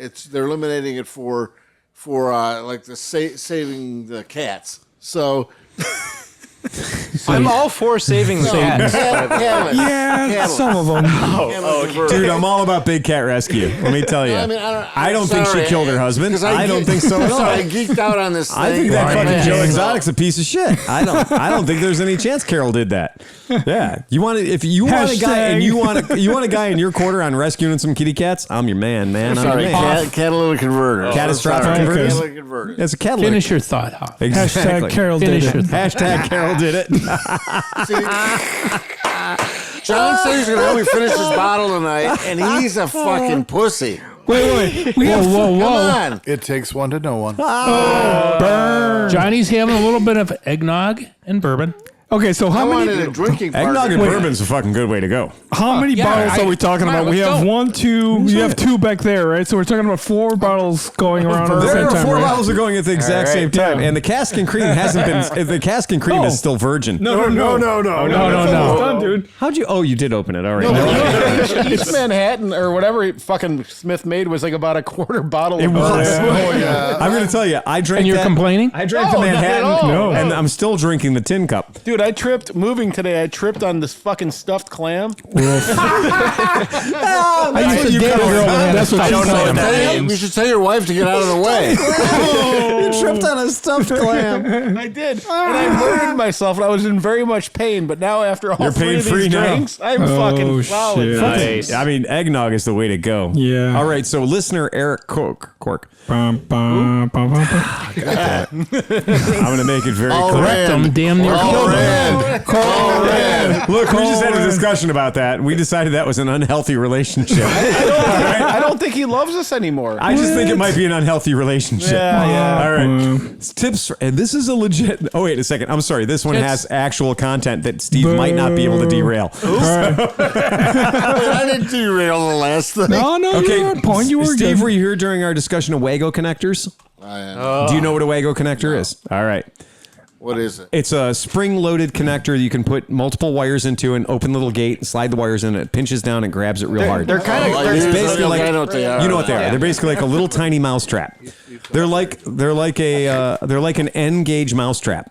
They're really actually pretty cool. They're my favorite thing ever. But Ever? Well, you might be interested in this butt, Nick. all right, I'll leave my butt. You can hold on to your butt. Yeah. Watch out for your just butt. hang on to your neck. Nick's going to hang on to his butt, and we're going to see if our podcast listener is also holding Nick's butt. All right, are you ready? Drop listener. Hold on. Steve acts like he just discovered I'm funny. All right. He's still working on it. I wanted him in the front row for my 20 minutes. All right. So here we go. Eric Court. And that's like, if you're from Ireland, you say Court. You leave it a question whether or not there's a K on the end at all. All right. Tip for Wago connectors. I tapped my heated grips power wire into my taillight hop. Tappy tap tap. I love how Oscar's getting randy. Yeah, I know. McSlushy. That's fucking great. When Oscar's getting randy, yeah, game on. All right. And the thing is he's the smallest guy here. Well, no, Nick's back. Nick's back. We have two options. He brought our average weight down to to Wisconsin. Do we have a representative from Krompke's Wisconsin like, here? fuck you. Krompke's like, I'm fit. Fuck you. Yeah. So you're totally right. Literally, curds are impervious to Krompke. Right. You'd Yeah. never know. You'd have no idea he was from Wisconsin. Cheese Castle, baby. That's right. Oscar's a cheese castle. Look, he's Honorary. Kurds and Croats. Oscar is. I used to Oscar live is there for a Wisconsin couple of years. by injection. Well, there's enough biomed. He'd be injection himself into Wyoming or Wisconsin. There's enough biomed left in Wisconsin that he actually still kind of lives there now. He kind of does. True. Yeah. True. Yeah, he's just spreading that Tijuana all over. Right. Well, part of him might be living there. We just don't know. Yet. All right. Got that one. Just woke up. All right, listeners, back to the Misfits podcast. What's the oil question? Quick, read it really quick. All right, I tap my heated grips power wire into my taillight hot. It's an LED light, drawing almost no amperage. True. Plus, it's only on with the ignition, so I won't forget to turn them off. Into a 3-part Wago connector. It's tiny, so it fits under the seat of my Versys without impeding anything else. Well, that's his problem right there. What, he's got like 2 watts to work with? Wow. Turn his mic off. I gotta tell you what, Turn his mic off. the guy rode here today on a Passport that has 1 watt firing the entire bike. And shorts. And that's one hell of a watt. He has he has folding bicycle baskets on the back of his yellow Passport with tape on the seat. Does your Passport even have a voltage regulator? No, it doesn't. No, it doesn't. It's the battery. It's the battery. The battery is the voltage regulator. No, the light bulbs are the voltage regulator. Yes. Yes. You know what? His Passport's actually a transformer. When you press the button, it transforms into an older Passport. All right, so here we go. It's so tiny it fits in Steve's butt without impeding anything else. I didn't say which Steve. Okay. Yeah, And yeah. here's both. And here's the beauty. When I want to take the grips off in the spring, I just unclip the hot for the grips. I pull the ground and the rest is gravy. The taillight never needs reconnected. That's true. Yeah. And when I want to reinstall them in September, it's quick connect, insert wire, and fuck off with toasty digits. Nice. Another note on heated grips. They're notorious for the glue on the throttle side failing, particularly if you're prone to wheelies. I like the way this goes. I bought an extra throttle tube for just the heated grip and super glued it onto that. This guy is not fucking around. He likes his fucking wheelie. I like this guy. Yeah, fuck it. Look, yeah. Okay. Raise your hand if you've done a wheelie and the grip came off. Oh yeah. Oh yeah. Yeah, I've done a wheelie on a bike and the grip came off, and that was Dang. that I had to chase the bike for like 27 feet. Worse than that is when you do a wheelie and you shit your pants. That is never worse. good either. Yeah. I have not had that happen. Nope. Okay. So anyway, he goes, I bought a separate throttle tube just for the heated grip, which is brilliant because then you just slide it on. I mean, that's actually really fucking smart. Yeah, And I super glued it onto that. That bitch is now a molecular bond. Never can it fail. Now I just crack open the clamshell and switch out the tubes on that side. Clam. Wow. Dude, no shit. Okay, again, thank you, Eric, because that's fucking brilliant. If for some reason and now I'm going to criticize your email. If for some reason you did feel the need to take your heated grips off during the summer months, which I don't know why I would do that. Because there are 5 a.m. days. Well, look, and I have heated grips on 5 There's of something called a switch. I have heated grips on 5 of my motorcycles. Right. And the only complaint I have about the heated grips is they are one blonde one thicker than the regular grips I had on the bike that came from the factory. And also on certain of my bikes that don't have heated grips on them, that are sport bikes, I have Renthal grips, which are kind of skinny. It's like Renthal grips are super, super tiny. Like, you know, if you have 10 of you sleeping in the same bed, you don't whack it off. You make spaghetti. Right. So Obviously, like, you know, this is an opinion. A lot of people have different opinions. But everybody thinks like you know, like the grip puppies and stuff. You're like, oh, this is gonna make it so awesome. Chubby grips are not great. Not good. I mean, man. I have the smallest hands of John. Of any of us. It was disturbing how small my hands are. I got giant fucking mitts. You guys do. Yeah, I'm not for nothing, but fuck OJ. You guys. Yeah. I cannot acquit any of you. No, but here's the problem. When you got a giant hand, it makes your schmeckle always smaller. Well, apparently my dick is smaller than I thought it was, because I don't. If any of you jerk my dick off, you're gonna be like, oh, poor Phil. But all I'm saying is, but like, I was like, the first time I found out a grip hub, it's like, ooh. Like less vibration, a nice soft thing, grab it. But like honestly, the bigger grips make your hands hurt way fucking they do. worse. Right, and I don't have the feel or control. I don't, anything. and that's why I do tend to like the Renthals, because the Renthals are about as thin as you want them to be. Yeah. And you can safety wire about if you're like super I like actually Johnny like Pro those Racer guy. Koso grips on my bike better than the original. The Kosos, yeah. The Koso heated grips fit really good. Like those things do feel fantastic. And like I remember when you got those, because then you were doing wheelies past us on your Versi, Yeah. like for fucking miles. Just like Did the rolling grips them fall out, off? dude. Nope. No, he was fucking rocking. Nice. I respect the shit out of that. So that, I mean, and that's a very smart thing about the Wago connectors. So like any accessory that you don't want to have on forever, Yeah, that's a good point. fuck it, use a Wago. Yeah. Like that's it. I use them. Way to go. Well, you know, I keep a few of them in my toolbox because there are times when you are not going to want to put something on permanently. I just, you know, here's the thing, and that it's such a it's such a solid connection Yes, it that I is. would use them. Yeah, right. But I was kind of amazed at how many people don't know how to solder. like guys were saying, like, well, I twisted it on with the fucking, like, you know, to put With your a wire lamp nut. in, or It's called a wire nut. Wire nut. It's called a wire nut. No, And those that things shit- suck The ass. wire nut man. is the fucking devil. Yeah. So like, yeah, don't use those No. guys. Guys, do you want to hear my butt? I do want to hear your butt because you got a Wago butt. You got a Wago butt. No, wait, no. no, whoa. That's where you're pointing that Calm thing. down there, dude. But no, as an electrical engineer, can you tell people why wire nuts are a bad idea? For like, Well, wire nuts are. I have nothing against wire nuts. no, but something that's Wago not, connectors Right. are super convenient. Right. Yeah, they are. I use them all the time for, for testing and stuff. But as an electrical engineer, Just let him say what he's got to say. hold on. Shut the hell up. yeah, you're Fuck all you guys. you're instigating something. What am. are you instigating? I'm saying using a wire nut inside is fine because you Easy don't have for a you lot to- of stuff. But for something that's going to hit the elements and stuff like Who's that, talking about wire nuts, man? Just you. Yeah. I'm just going to leave now. Have a drink. Hit Have a the drink. elements. I That's a I good. wonder if an electrical engineer has an opinion on Wagos. That's what I'm looking for. That's a good point. Nobody you likes said corporate hit- Steve. you That's said- my opinion. Corporate Steve. Nobody likes him. Stabby and good at math. I know. He's fucking stabby. I'll stab every motherfucker here. Just let me know. Okay, Wago connectors are really, really convenient. I use them all the time for testing and everything.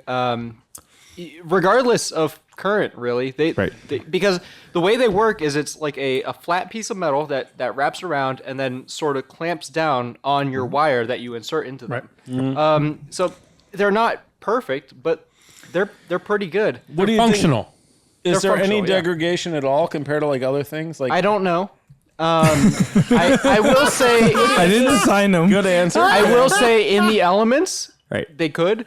Yeah. Good. But it's So- got to be better than a So, wire nut. as an electrical engineer that has not tested this at all, I would be weary of their longevity. Exactly. I would use them in a emergency scenario. Right. If you have a setup like that, like the heated grips, Have fucking terminal blocks. Yep. Have your That's what I setup. use. Have your setup already Terminal there. blocks. If you know you're gonna go in and out all the time, might as well have your terminal blocks there and just screw them in, so you don't have to worry about it. Yeah. Just screw it in. The deal Just do it with, good. and here's the trick with Wago connectors or lever nuts or whatever the fuck, they're really good. whatever brand you want to call Oscar. it, whoever's brand you want to use. But Wagos are by far the most sleek and low profile of them. They make, Wago also makes push-ins that don't come out. So they also make push-ins that once they're in and they're staying forever, kind of like a shark bite. And the trick with them, or what's interesting about it, I'll pull up the thing on the screen, is pull it up. the way that many of these devices work is they essentially act like a one-way valve. So that when you drop the connector on it, when you drop the spring-loaded bail on top of the thing, it is essentially putting a one-way gate against the wire so that you can't just pull the fucker out. So you need to lift the gate. I like the side by side Yeah. for an emergency, but the pass through are the way to go, because usually if something breaks, it's not going to be side by side. It's going to be in a row, linear. So it's going to be parallel. Like buying a Wago butt connector. So like the Wago butt connector, You said butt. dude, you can have all your centipede fantasies right here. But the using the Wago butt connectors and stuff to join two wires is absolutely the way to go. Yep. Like But completely. To me, everybody criticizes a nut, a wire nut. Yes. Nut. What's the difference? So I can tell you. I mean, what's the? I can actually tell you. So in the case of stranded wire, so if you're using stranded wire, multiple stranded wire, so if you're using a fucking 18 gauge or 22 gauge wire that's a multi-stranded wire, yes, using a wire nut is actually great, because what you're doing is you're forcing all these wires to play in amongst each other. Okay, Right. That's good. But if you're using a single stranded wire, a solid core wire, then the Wago's better. So what wire is a single stranded wire on a bike? A lot of them. I mean, I work on a lot of motorcycles. Yeah. He's saying none, but there are plenty. I mean, I work on bikes. I know the Italian ones. I mean, there's a lot of Italian ones that are single strand. Any wires that are not, any wires that these companies are putting, I just did a stator the other day, and the stator had 3 out of the 6 wires were single stranded. And I think solid core. core. On a stator, the wire. Exactly. Yeah, stator wires. Okay. Right. Absolutely. And it's going into a junction give you block. that. Yeah, it's going into a junction block where it's mating up with stranded wires. So the problem with the wire nut is that usually people put way too many wires into the one, and they're different sizes. So you're just squishing them all together, and most people are not going to take enough care to twine them enough for all of them to be the same length to pinch them all at the same time. So the Wago, the benefit is that you're pinching all of them At the same individually. Each wire is its own connection. And the part that's shorting them all together is in the Wago connector itself. So you're pinching individually instead of just twisting them and maybe getting a good connection I use there. those blocks. They're like silicon blocks like this. Yeah. And they have screws in them. Yeah. And And that's a totally The different terminal animal. blocks. Yeah. No, that's the way to do it. Perfectly fine. Yep, The thing with the you Wago put connect, silicone in it, and then you Right. put that dielectric grease in it. that's fine. Yeah. But again, you've already went way past fucking that pig. right? Yeah. Right. You should look in the trunk of his PC 800. And that will completely will give you an idea. disqualify him from speaking Oh no. about any kind You're of the one that wire. fucked it all up. You fucked that am whole thing up. I have nothing to do with So it. you're saying he's a poser? He's Hofford, not actually. settle down. Okay, but if you guys want to look at the screen right now, I'm going to tell you one of the That reasons that spaghetti was your fucking recipe. one of the reasons that Wagos work good as butt connectors is that Wagos have the unique ability that they don't give a shit whether something is a stranded or a solid Right. core or a stranded. Just pinches the shit They out just of it. don't give a shit. Yeah. So like the magic of the Wago is it's always the right answer. So how can And here's the thing about the Wago connector also is between a wire nut and a Wago connector. And also because Wago is the manufacturer. Yeah. They have specific specs for what amount of current they can handle. Yep. It Versus a specifically wire says on nut. the side, most Wago connectors, like the small ones I keep in my toolbox, are 20 amps Any size Which is wire nut most- can handle at everything. 300 volts. Okay. Which is Except plenty. for- Which is plenty. The outside. And they also elements. they also specify on the side, which is kind of nice too, that they are what gauge wire they're for operational. Yeah. It's very readable on the side. It'll say like 16 to 22 or whatever the fuck you want to plenty. have, Yeah. which is plenty. Which is cool. But what If you buy Wago connectors on Amazon, all bets are off. If you buy what? Wago connectors on Amazon. They're Chagos. Well, and what he's talking about is this. So if you look up at this, so these are Amazon Wago connectors. They're not technically Wagos. So this one here on the right. So this one here on the right is one of the ones we passed around last week. I've used plenty of them. They're fucking fine. They work great. But he's exactly right. We passed her around. These comments are not those of ClevelandMoto or the ClevelandMoto podcast. Or Nick's Makes and Breaks Things. Yeah. Exactly. But Nick is totally judging you for buying shit completely from Amazon. 100%. He's looking at that. He's looking I at bought that them too. Yeah, I have an electrician friend. He doesn't like the Wagos either. He doesn't like anything spring-loaded for holding connections. He doesn't like anything spring-loaded. I mean, I've never seen a spring fail on a motorcycle. Have you? I never. No. Well, also, just learn to fucking solder. Jesus Well, but Christ. remember solder shit. actually solder adds resistance to the Well, connection. and solder is worse on things like motorcycles and automobiles because there's vibration involved. Yep. And what solder does is it has that section of it that's solid, and then it immediately goes to a section of the stranded wire that is very flexible. Yep. So that's where you're going to get the break. You are literally You introducing. gotta support it though. You gotta fucking wrap more it solder? properly and do shit. That's the thing if my aunt had a dick, she'd most be my people uncle. do not. Yeah. And it's worse now too because of the formulation of the solder. Right. Yeah. Well, yeah, you got to get the right solder. You got to No, do it right. no, You got to You do got a to good get a job. good No, can. because you use the lead-free, which is more stiff, higher temperature, and it's exactly. even worse. So Yeah, it's- that's what I'm saying. It's worse now than it used to be. Yes, it is. Oh yeah. By The way all we were means. doing Which is really interesting because to anybody really, you would think that a soldered joint would be better than a crimped joint. Exactly. But then why do all manufacturers do crimped joints? joints. So Nick, what do you Absolutely. think about? Because I can't pick up my phone without getting an ad for like the little like insulators that you slide over and then heat with the lighter, and Yes. it has the stuff Yes. that's. Yeah. Does that shit work or no? I mean, yeah, Yeah, but it's just a I soldered use joint. Stake-ons. It's a low temperature solder joint. It is. Stake-ons So, work really well. And Stake-ons do Stake-ons? work great. Yeah. I mean, whatever. That's the name of the company. But Oh, You okay. have a no, wire, you Choose want to with splice the- into it, So- get your wire pliers, you find the right size wire, Yeah. you crimp it once, you go about a quarter, not even a quarter of an inch, an eighth of an inch away from that, you crimp it again, Yep. then you grab it with the pliers and pull off that little piece of insulation. Yeah, yeah. You take something pointy, stick it through the stranded, split them in half, then take your wire, roll it up, stick it through that, wrap it around and black tape it. Yeah. If anybody You'll never wants, have I'll a be problem. connecting a military wire splicing seminar yeah. after the podcast. If anybody would like to really put a fucking gun in your mouth, and I'll show you how to make a 900-pound fucking splice. Chris Yeah. Smith has something that's going to take the Don't podcast use any back connectors, into don't the use any world of solder. awesome. Go ahead, Smith. What do you got? Family's at the dinner table. doesn't involve splicing into it. The son asked the father, Dad, Depends if it's West Virginia. how many kinds of boobs are there? The father, surprised, answers, well, son, a woman goes through 3 phases. In her 20s, her breasts are like melons, round and firm. In her 30s and 40s, they're like pears, hanging a bit. After 50, they're like onions. Onions, the son asks? Yes, you see them and they make you cry. This infuriates the wife and the daughter asks, Mom, how many kinds of penises are there? The mother smiles and says, well, dear, a man goes through 3 phases. Oh, shit. In his 20s, his penis is like an oak tree. So that's mighty and hard.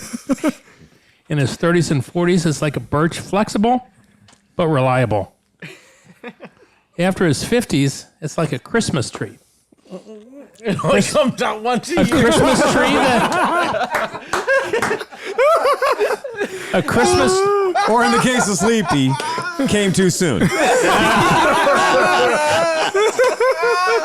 a Christmas tree, the daughter asks. Yes, dead from the root up, and the balls are just for decoration.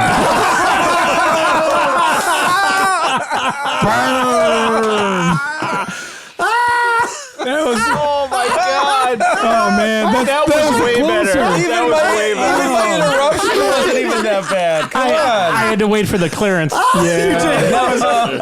Chris, your timing on that was spectacular, considering what you had to work with. Oh, my interruption wasn't even bad. That was Worst a audience bonus. ever. Good job with the hecklers. That was awesome. Own it.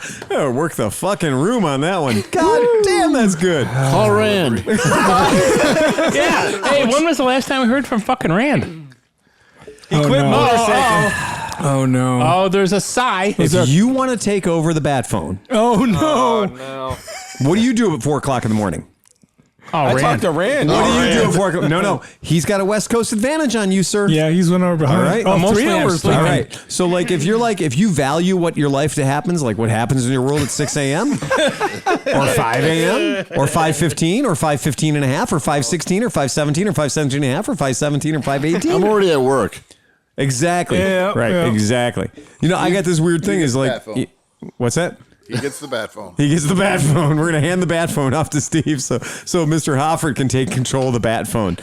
By the way, if you didn't know, based on these podcast comments, if you become a Patreon, if you go to ClevelandMoto.com or go to Patreon.com and type in Cleveland Moto, you can pay us a certain amount of money. It's not much, and then we'll give you the actual bat phone number. And with the bat phone number, then you can. Get jokes. You can get your Like Rand. you can play along. And look, we love Rand. If Rand sends us shit, we will fucking read it. I'm going to assure you, I read the stuff. You guys see me doing it. If you watch the podcast, We do love Rand. You do see us yeah. doing it. We are definitely reading that shit. In fact, Oh shit. Comment from last week's podcast. So Rotella T6 is the motorcycle equivalent of the $4. Shut up, people. Let the guy look. Respect the fucking listener. $4 what? Respect the listener. Don't you want to know now? I do. And if you had kept your fucking yap shut, you would have heard. But no, everybody was too excited to be like, I don't want to know. 8 guys going, oh boy. Fucking We're going to talk Rand. about fucking oil again. No, we got a listener who actually has some fucking jokes. All right. All right. You know what? Some of our listeners are better at this than we are because they only got to say one funny thing. Pretty easy if you only got to say one funny thing. So Rotella T6 is the motorcycle equivalent of the $4 jug of shampoo, body wash, conditioner, dog shampoo, or car wash, carb cleaner, laxative, chain lube I buy at Tractor Supply. Dude, I buy that at Ollie's. That's what I And use. it literally says foamy stuff on the side. Yeah. Batavia, New York. All right, welcome that. If you're an Aldi insider, you know that. And I wrote, yes, comma, you can use it on anything. And he says, that sounds like a challenge. So fuck it. Yeah, T6, man. Use it on what you got. Have we gotten any hate mail?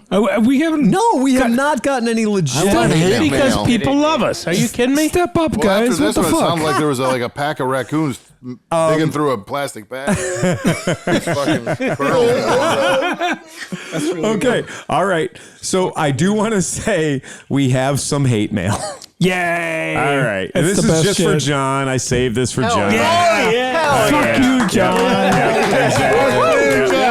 What did Macklefresh do? Let's hear it. Fuck you, John. Oh, he's gonna love this fucking pot. He's gonna love this. All right. Because this is a 2-pager. Oh, shit. Yeah. And it came with a picture of a girl's ass.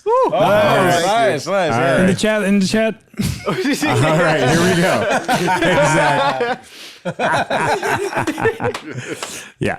So this I'm just gonna run through it. I'm gonna burn through it. If you want to fucking sprout in, go ahead. No, I'm go not for gonna it. slow down. No, So go I'm for not it. gonna slow Do it. down. I'm So not spouting if shit. you make 'cause people noise, hate me. yeah. I'm ready. All right, gentlemen, got a bit of a doozy for you. I just gifted my father a 64 Superhawk as his retirement present. The bike is super cherry and only has 4,150 miles on it. Bullshit. This is his first experience with reviving a vintage bike, but obviously not mine. After him doing a little bit of research, remember, this is Matt Davidson we're talking about. Google. Matt Davidson has multiple cool fucking bikes. Matt Damon. All right. Anyway, after him doing a little bit of research, he is now figuring out how incredible these were back in the day, which brings me to our current situation. I just like the fact that his name is Davis and he likes Hondas. Okay. All right. All right, sorry. That was worth it. Okay. sorry, He sorry. wants to ride the thing from Baja. I'm sorry. He wants to ride the thing to Baja from what? Iowa. Oh. Now we got to point to that end of the table because that end of the table are our current Superhawk owners and all these operators. guys, yeah. All right. And former Right. Superhawk- Exactly. Former Superhawk owner and operators. And long right? distance rider. Yep. but on a Super Hawk. No, one time. It counts. Exactly. Right. There's only How one. long of a distance did you ride it?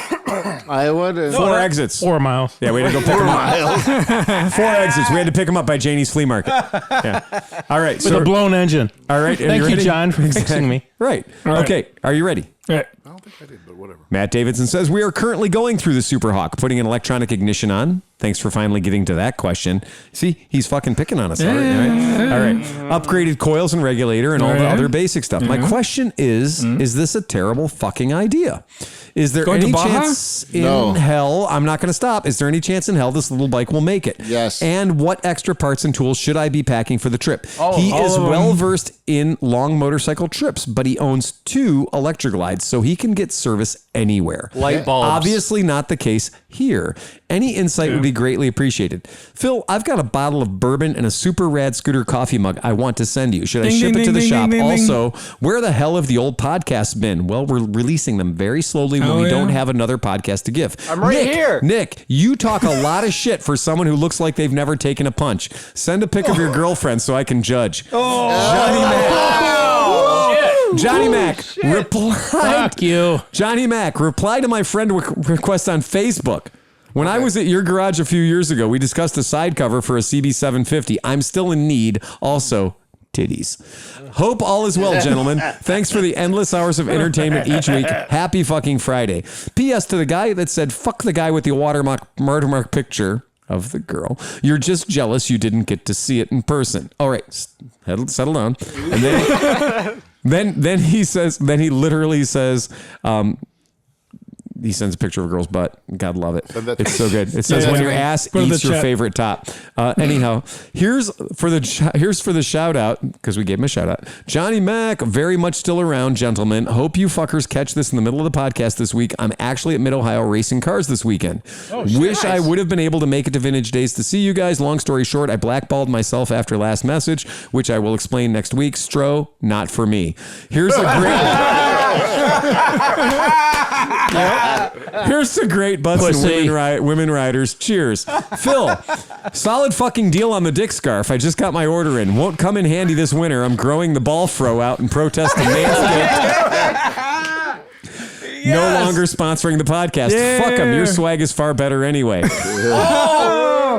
I am going to get to my technical question, but if you want me to go into detail about the night I started shit-talking Nick as a joke via text, thinking I would actually meet him at Vintage Days, I can make that happen. Wait a minute, who was this? He wasn't at Vintage Days, but he was shit-talking you, hoping that he was going to run into you, but he wasn't there. Sounds like he's a fucking exactly. Yo, what the hell? What the fuck? I was fucking there, dude. He's writing checks. His mouth can't. You better loosen that tie there, boy. His mouth is writing checks. His body can't cash. All right, but still, look at Nick getting all. Dude, I drove from North fucking Carolina. But fuck you. But still, fuck that guy. He's jealous he's not getting the pictures that you guys are trying to add. Trying to add at least 3 more running bikes to the stable this winter, but I got a problem with one of my best running bikes. You don't have any fucking running bikes. Fuck you. Brown liquor. I have 3 out of 4 running bikes. That's a fucking. That's a staggering percentage. That's solid. That's solid. Brown liquor. You guys need to back off of Nick for a while. Bring it on. Fuck me. I'm so glad he's here. I've been waiting for him to be here. Yeah, we haven't had this much fun in when? I've been saving this till he can be here. Well, we haven't had 7 bottles of brown liquor. Matt is convinced I hate him, and I'm just holding his shit. But I was waiting for Nick to be here. All right. So anyway. Let Nick hate him. Fuck you, Matt. With one Makes T. and break stuff at gmail.com. My CB7, my 73 CB350 has recently developed an issue where it takes a solid 7 to 15 kicks to get the damn thing started. Because you're incompetent. Now Chris is standing Why there. are you using the electric starter? Hold on. Once it is running, she purrs like a kitten and has absolutely zero issues there. It idles great, runs up to about 80 miles an hour without a hitch, and is making matters worse now that my girlfriend is riding it after getting her license. Included pictures of girlfriend. That's the problem. Wait, it only does 80. He said up to 80. I got my Super Hawk. Yeah. My 305 Right. Super Hawk Yeah. up to 100 indicated Indicated. miles per hour. day after I purchased it from this establishment, which was non-running. Which was one day after the warranty ran out. When you left me behind with the BMW guys for me to burn a hole in my piston. Here's the thing: is ClevelandMoto can verify this. Oh, yeah. Because I think James was driving the truck. He literally saw you. Yeah. And he commented. He was like, "What the fuck is he doing going 100 miles per hour on that bike?" And in its day, when it was new, before any of the horses had left the stable, when it still had or it had the back that was like when it still had 28 horsepower. Allegedly. That is 305 cc's. Yes. How many cc's do you have? Oh, all of them. 350? Was that what you said? 324 or so. But anyway, I think it's 338 or something like that. Honda advertised that bike, your bike, at 104.6. Now, realistically, for any bike that was over 50 years old to be able to go 100 miles per hour is shocking. Yeah, anyway, don't fucking at me, bro. Hashtag fuck slap. Don't at me. Slap the shit out of that cunt. I have gone through my checklist of points, timing, valve clearance, verifying the valves are actually opening, cam chain adjustment, and just for shits and giggles, carburetors were gone through at the beginning of the year. And I am diligent about only using non-blender pump, non-ethanol fuel. What in the world can suddenly cause this? Basically, he was complaining that it takes a hell of a lot of kicks to get the bike started. I've got a number of bikes that are hoping to see the lift this winter and would love some more technical information on the vintage bikes to keep me busy while drinking a little rain killer and some Yinglings bootlegged back from Ohio. Yingling. Hope you guys have a number of good riding days left this year. Keep the great work, but let's get some old fucking podcast out to scratch the itch a bit. Yeah, we'll do that. And anyhow, he said, he's from Iowa, so, he's got to deal with that. Getting fucked by sheep and stuff. Well, it's Iowa. I'm just going to jump in here real quick. Yeah. Change your spark plugs. A new set of spark plugs. Yeah. Oh, A yeah. lot of times will make it not clean spark plugs, new spark plugs. Yeah, a brand new set of spark because plugs. That might get back your the one kick wonder. CB350 was not known for having an extra amount of electrical anything. Like, it was always running on sort of its last fucking electrical leg, even when they were brand new. And then, I don't know what your start procedure, how much choke, if you're using the choke, if you're not using the choke, did it start great with no choke? Or are you using, I usually go full choke, one kick maybe. Yeah. And then crack the choke on the second kick. On any bike, I mean, that's just kind of a rule of thumb. Full choke on a Honda is never a good idea. Like on a Super Hawk, that there's no flapper valve. That's full choke. It's a complete strangulate. He sends a picture of his girlfriend soaking on wet. the CB350. No mind if I do. On the CB350, you could probably go There's her wet full butt. choke because it has. Wait, we have share. Yeah, maybe if you had the hotline phone, you could probably go with throw it up choke. on the. But again, I don't know. If it was starting great one kick with no choke, right? Then I would look at your air fuel adjustment. Yeah, sometimes you might want to go a little bit richer on that or something like that. Right. Because remember, the air fuel mixture screw is really just on the idle circuit. Yeah. And that's a big deal is people fuck that shit up all the time. And they think that the air fuel mixture screw is for across the entire range. It's not. It's just for the fucking idle. So take it's a really good look at your balance. Not Where is your idle set at? Is it set great when it's warm? But then, when it's cold, it's not going to want to idle. You said, so it depends on where you set it. Tons of fucking kicks. And now the best solution if you're kicking your bike a lot is a stronger battery. Right?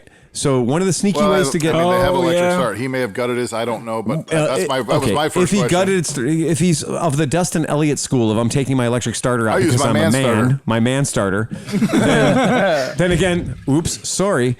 But one of the crazy things about lithium batteries, like lithium batteries are what do you think, a quarter or a fifth of the size of a regular battery. Yeah. And with a lithium battery, you're picking up tons of amperage for less weight and less size than the factory original. And remember that these Hondas had these monster CB9 wet lead acid batteries in them that weren't particularly fucking strong. By today's standards, they were garbage. And you even get a $40 or $50 shitty lithium compared to the old ones.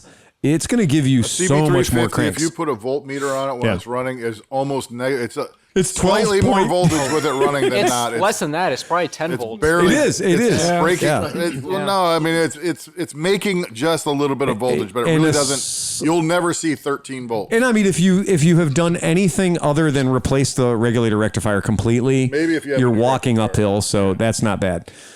So So he follows up on the Super Hawk. I'm going to comment on the Super Hawk while I'm talking. Sure. I mean, I have shit. I mean, I probably have 3,000 or 4,000 miles on my Super Hawk with no oil change, no nothing or anything like that. Right. So, I mean, it's possible. It's definitely possible. Oh, yeah. What would I take along with me? A stock toolkit and a manual and know your shit. If you break down along the way, credit card, cell phone, a credit card, and Amazon, most parts or most shit you can get within a day. So you might have to hold up for a day somewhere. No, but if you had to take a small 6x6 by 4-inch pack with parts that you might need, what would you take? Spark plugs. I would only take the stock toolkit for a Super Hawk. It has everything a jump you need. pack. A jump pack is a no-code jump pack. Seriously, he can tell you that electrical problems with the Super Hawk don't come in quantities of one. Oh no, I was they sat in come the in parking a lot dozen for at a 3 time. hours with him. We had a Corona at the very beginning of the coronavirus in what was that like It was a place that was closed down. It was a German restaurant. I forget what it was called in like Luckily, they still Streetsboro. had power. They did have power, and we stole a lot of their power before somebody came out and was like, "What are you doing?" It's like we're stealing some of your power, right? To make our motorcycle. We're borrowing some of your electricity. Right. Well, Cinch was very kind to let me borrow his genuine buddy, which was perfectly reliable, to go to AutoZone to buy a. You spent like $400 at AutoZone. No. I bought a Harbor Freight generator that I put on the tailpack. I bought a charger, some sort of charger. I forget what. It was I returned a jump it. starter, but I returned it. But it wasn't charged when you got it. Well, no, it probably was a float charger. Yeah. That I plugged it into this German restaurant. Fucking smart chargers. And I charged I charged the Super Hawk enough that it got me to within 7 miles of my house. That's what they call pushed home. That's what they call a constant loss electrical system. Well, you know what? I pushed it 7 miles, but that was a long time the ago. worst time of the- I honestly don't know why we're talking about it right now. It was a great time day. of That was the best day until you died. None of us are gonna forget that. It was 7 mile it was a push. good ride Yeah, it was a good until ride. it wasn't. No, Nick bought a very, very, very vintage, very cool motorcycle and said, "I'm going to overcome this one hardship at a time." But here's what Nick's naivety led him. Or as some people call it, naivete. Just stop with your naivete. But here's the thing: the people that came out of this squatters thing were actually meth heads that were like, "Oh, you're stealing electricity? We're stealing the entire place." Oh no! We'll leave the electricity for you. The copper it came in on is all ours. Here's the As thing. long as you're leaving soon, you're fine. Okay? No, so isn't it funny how everybody sees something different? I saw some sweaty old lady with no bra on coming out there. I like how that's what tuned your radar. That's what you're looking at. Keep in mind, a Super Hawk will do 100 mile an hour. Cruising speed is 55 to 60. Wait, the lady without the bra had her boob tucked in her sock. So that was...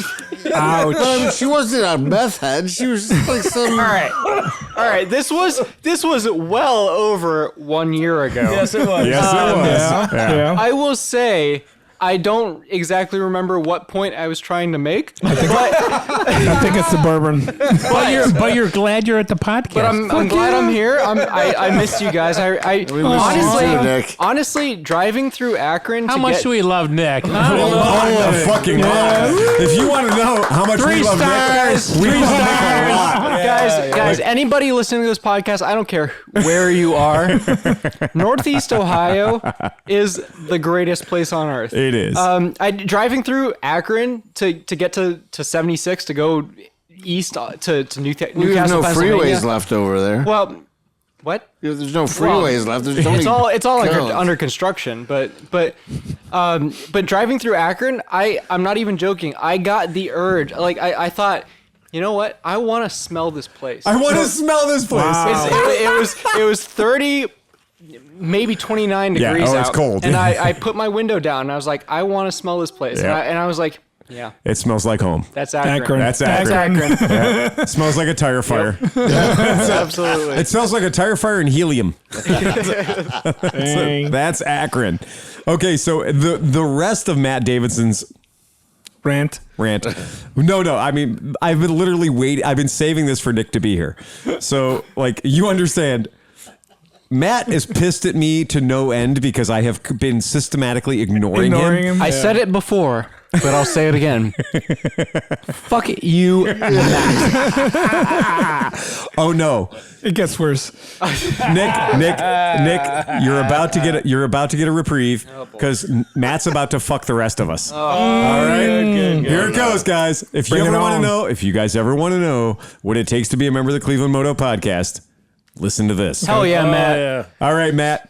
Matt says, "Are Chris Franklin and myself the only ones actually working on motorcycles? Yes. Do I get to ask one fucking question per year for my $10 a month Patreon subscription? No. Did Johnny Mac quit whispering to Hondas? Ooh. Are ass and titty pictures no longer good bribes? No. Have I been blackballed?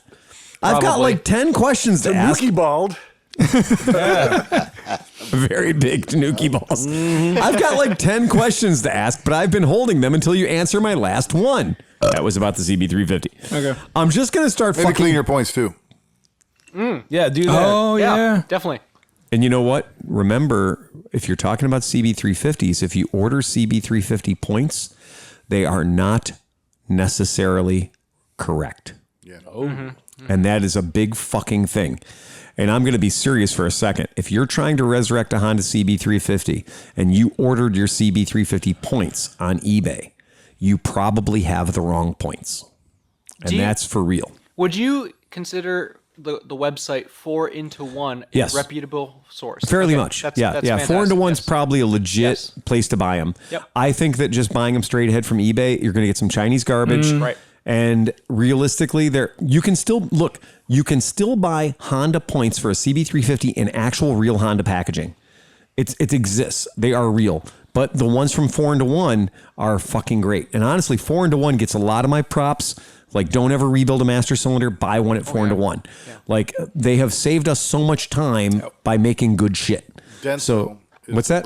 Denso points. Yeah, Denso points is what you want to have. It should say ND on the side of the points. That stands for Nippon Denso. So anyway, here we go. Who's next? Trying to get some work done over here in Iowa, as our last day to ride this year was likely Tuesday. Enjoy Porco this evening, gentlemen, and answer my fucking questions. By the way, how the hell do you make a Roman twist? Bourbon? Circle around twice from the bourbon? left. Grab him by the balls. Or that, right? Yeah, keep going. That coffee liqueur, whatever that Tia coffee. Maria. Tia Maria is Tia Maria. good start. Or if you can find coffee flavored whiskey, that's a good way to go. Yeah. Coffee beans. Nope. Well, that's a garnish. That's a garnish. that's Yeah, but garnish. that- you can chew on them. They're it's awesome. necessary. I agree. Lemon juice and orange juice. Right. So it's 1 1/4 ounces of bourbon, or however much you feel brave enough for. An ounce of Tia Maria or any other coffee liqueur. Not Kahlua. Don't put Kahlua in it. No, Fucks it all up. yeah. An ounce of lemon juice, an ounce of orange juice, and an ounce of orgeat. Shake that shit out of that thing. Make your own orgeat. Yeah, well, I mean, you can buy orgeat. There's different You people. get it You on can buy it. Amazon, but it's still better when you make it yourself. So Yeah. today we dropped the podcast today. Right. Pick it up. Us Pick it up. leaving Pick it to up. go Pick it to up. Porco. Literally us going to Porco. Yeah, Yeah, exactly. so that's why the exactly. podcast ended so quickly. Yes. And then Matt says, haha, being on the podcast once years ago, I definitely understand how the shit show works. I will share some updates with you guys in the coming weeks on previous things you've helped me with, which, by the way, I do greatly appreciate. Thank you very much for the tips on the Roman twist. Much appreciated, Unkie Phil. We love this guy. Matt is fucking awesome. And for people who weren't paying attention, I met Matt ages ago when I was driving the wrong way across country with 2 bikes in the back of my truck that I hadn't sold. Well, 2 bikes that I had planned on selling. I sold 18 other bikes, but there were 2 bikes that didn't actually sell. And those 2 bikes were in the back of my truck, and it was snowing fucking balls sideways. And I happened to be in Iowa at a steakhouse after Renee and I, well, it wasn't snowing in that one. But What anyway, about the Nebraska steakhouse? No, not that one. But we were in an Iowa steakhouse after Renee and I think had just broken into an amusement park on their last day, that last one. hour. That Yeah, one. yeah, yeah. And he happened to be there, and he said, "Who's got the truck out Oh, there?" that guy, with the okay. CB400 in the back Right. and stuff." And he's like, "Well, I kind of have a bike." And that's Matt. So like Matt is old school Cleveland Moto. Okay. So rock on. So that's super fucking cool. And again, I love the fact that he absolutely is not afraid to fucking poke the badger. Call her in. Or the Tanuki. Call her in. Tickle the tanuki. Poke the tanuki. Yeah, Oh, exactly. no, you got to tickle the tanuki. And tickle the tanuki. It's gotta be the special. we gotta have some. Look at you. Special Thanksgiving edition. Call Rand. We gotta have the tanuki. No, like I said, we were gonna keep this Give podcast to Steve 4.5 Rand's hours. number. Right, and exactly. Steve can call Rand. Actually, I'm gonna make you the Rambassador. Rand Bassett. Yes. I love it. That's how that's gonna go. I can see these two lit at 4 o'clock in the morning just talking to each other would be hilarious. Oh, yeah, it's so nice right now because John's going to come in an hour. One of the greatest moments of my life was at 3 a.m. listening to Hoffert and Dan have a conversation about the moon being a spaceship.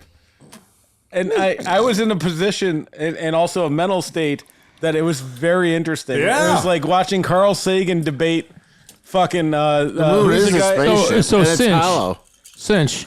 You and my daughter both liked that conversation. Yeah, we were Way talking too about much. the moon being I had hollow. It smoked was like cool. I'd smoked like a half a pound of weed at that point. It was the exact thing that I wanted to fucking hear. We love the So cinch. moon because it is close to us. So cinch. Would you rather sit on a cock and eat a cake, or sit on a cake and eat a cock? Oh, give me the latter. Wait a minute. What No, is I want to it? sit on a ladder. Wait a minute. I want to sit on a ladder. That's it. I mean, I got nothing against cocks or anything, but I just don't want So, any in so me a or- panic-stricken man explained to his doctor, Where's the punchline? "You have to help me. I think I'm shrinking." Now settle down, the doctor calmly told him. "You just have to learn to be a little patient." Steve, would you You got to know your audience, baby. would you suck my dick if I washed it? Oh, no, you wouldn't? Dirty cocksucker. Yeah, I'm sorry. I was there to help you tap it in. Tappity tap tap. If you commit to a first-degree murder in Canada, is it a 34-degree murder in the U.S.? Yeah, that's right. That's a great one. Multiply by 2 and add 32. Yeah. Dun, dun, dun, I'm dun, gonna tell dun. you guys, that has been it. That's our 353rd. God, that is a fucked up mess on the signboard, by the way. Like No, wait. 35E. Go ahead. How did we enjoy the eggnog? Really good. fucking good. Yeah, it was really good. I had to mix Was mine that up. homemade or was that out of a bottle? Out of a Hartzler's. Wait, how many bottles of booze did we kill? All of them. 17. Conquito.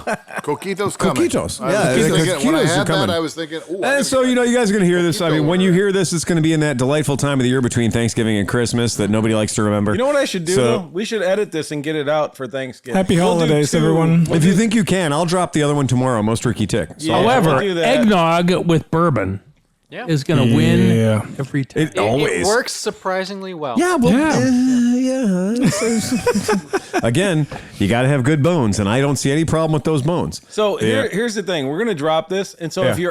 if you're, well, this is gonna be because it doesn't make sense. Settle down. But if you were at a Thanksgiving celebration where you're not getting along to people, Right, just yeah. put this Just on. put this on. and Yeah, this will that's make it. everything better. Put your It'll earbuds. piss everybody off. Hey, Steve, what's the time? What are we running at? 2 hours and 6 minutes. Wow. Yeah, see, we always try for a nice tight 2 yeah. hours. Nice 2 we hours. figure our podcast is about right for 2 hours. Yeah. Toy like a toiga. On the Like a 3-hour Joyka. ones, that is like we're giving you a bonus episode. Like you need to break that shit up and fucking listen to a second half. Oh, I think that what you're doing is, I think it's that whole idea of when you give somebody a bigger like a bigger bag of cheesy poofs, Yeah. but that's only the cheesy bag is poofs. bigger. Just air. It's the exact same amount of cheesy poofs. Yeah, I think that's what's going on with those 3-hour podcasts. Yeah. With those 3-hour podcasts, you're like, oh man, this is a 3-hour podcast. This is going to be awesome. But you Same know, That's the exact same There amount is of no content. laser-like focus. But you know, there's a dude out there Right. that at 2 hours and 49 minutes has ripped the fucking package open and is licking the cheese sauce. Who's that, Cinch? Dude, I fucking been somebody there. out there. I'm telling you, I have been there. Like, But your friends at Cleveland Moto want to wish you a happy Thanksgiving. no matter how you decide not? and this is a big thing for me because I feel strongly about Thanksgiving. I feel that we should. I think that we should Settle down, Cinch. Absolutely. Jesus Christ. I think we should look back to that very, very first Thanksgiving Sure. when we were the refugees Yeah. and that we showed up. We're like, sorry to kill all your And nothing bad happened whatsoever. Right. I think that we should look back to that time and we should all go, huh. Hey, I like all your food and your land and your Yeah, stuff. exactly. Check out this shiny bead. Exactly. In 200 years, we're going to drop what is called an atom bomb. Wait.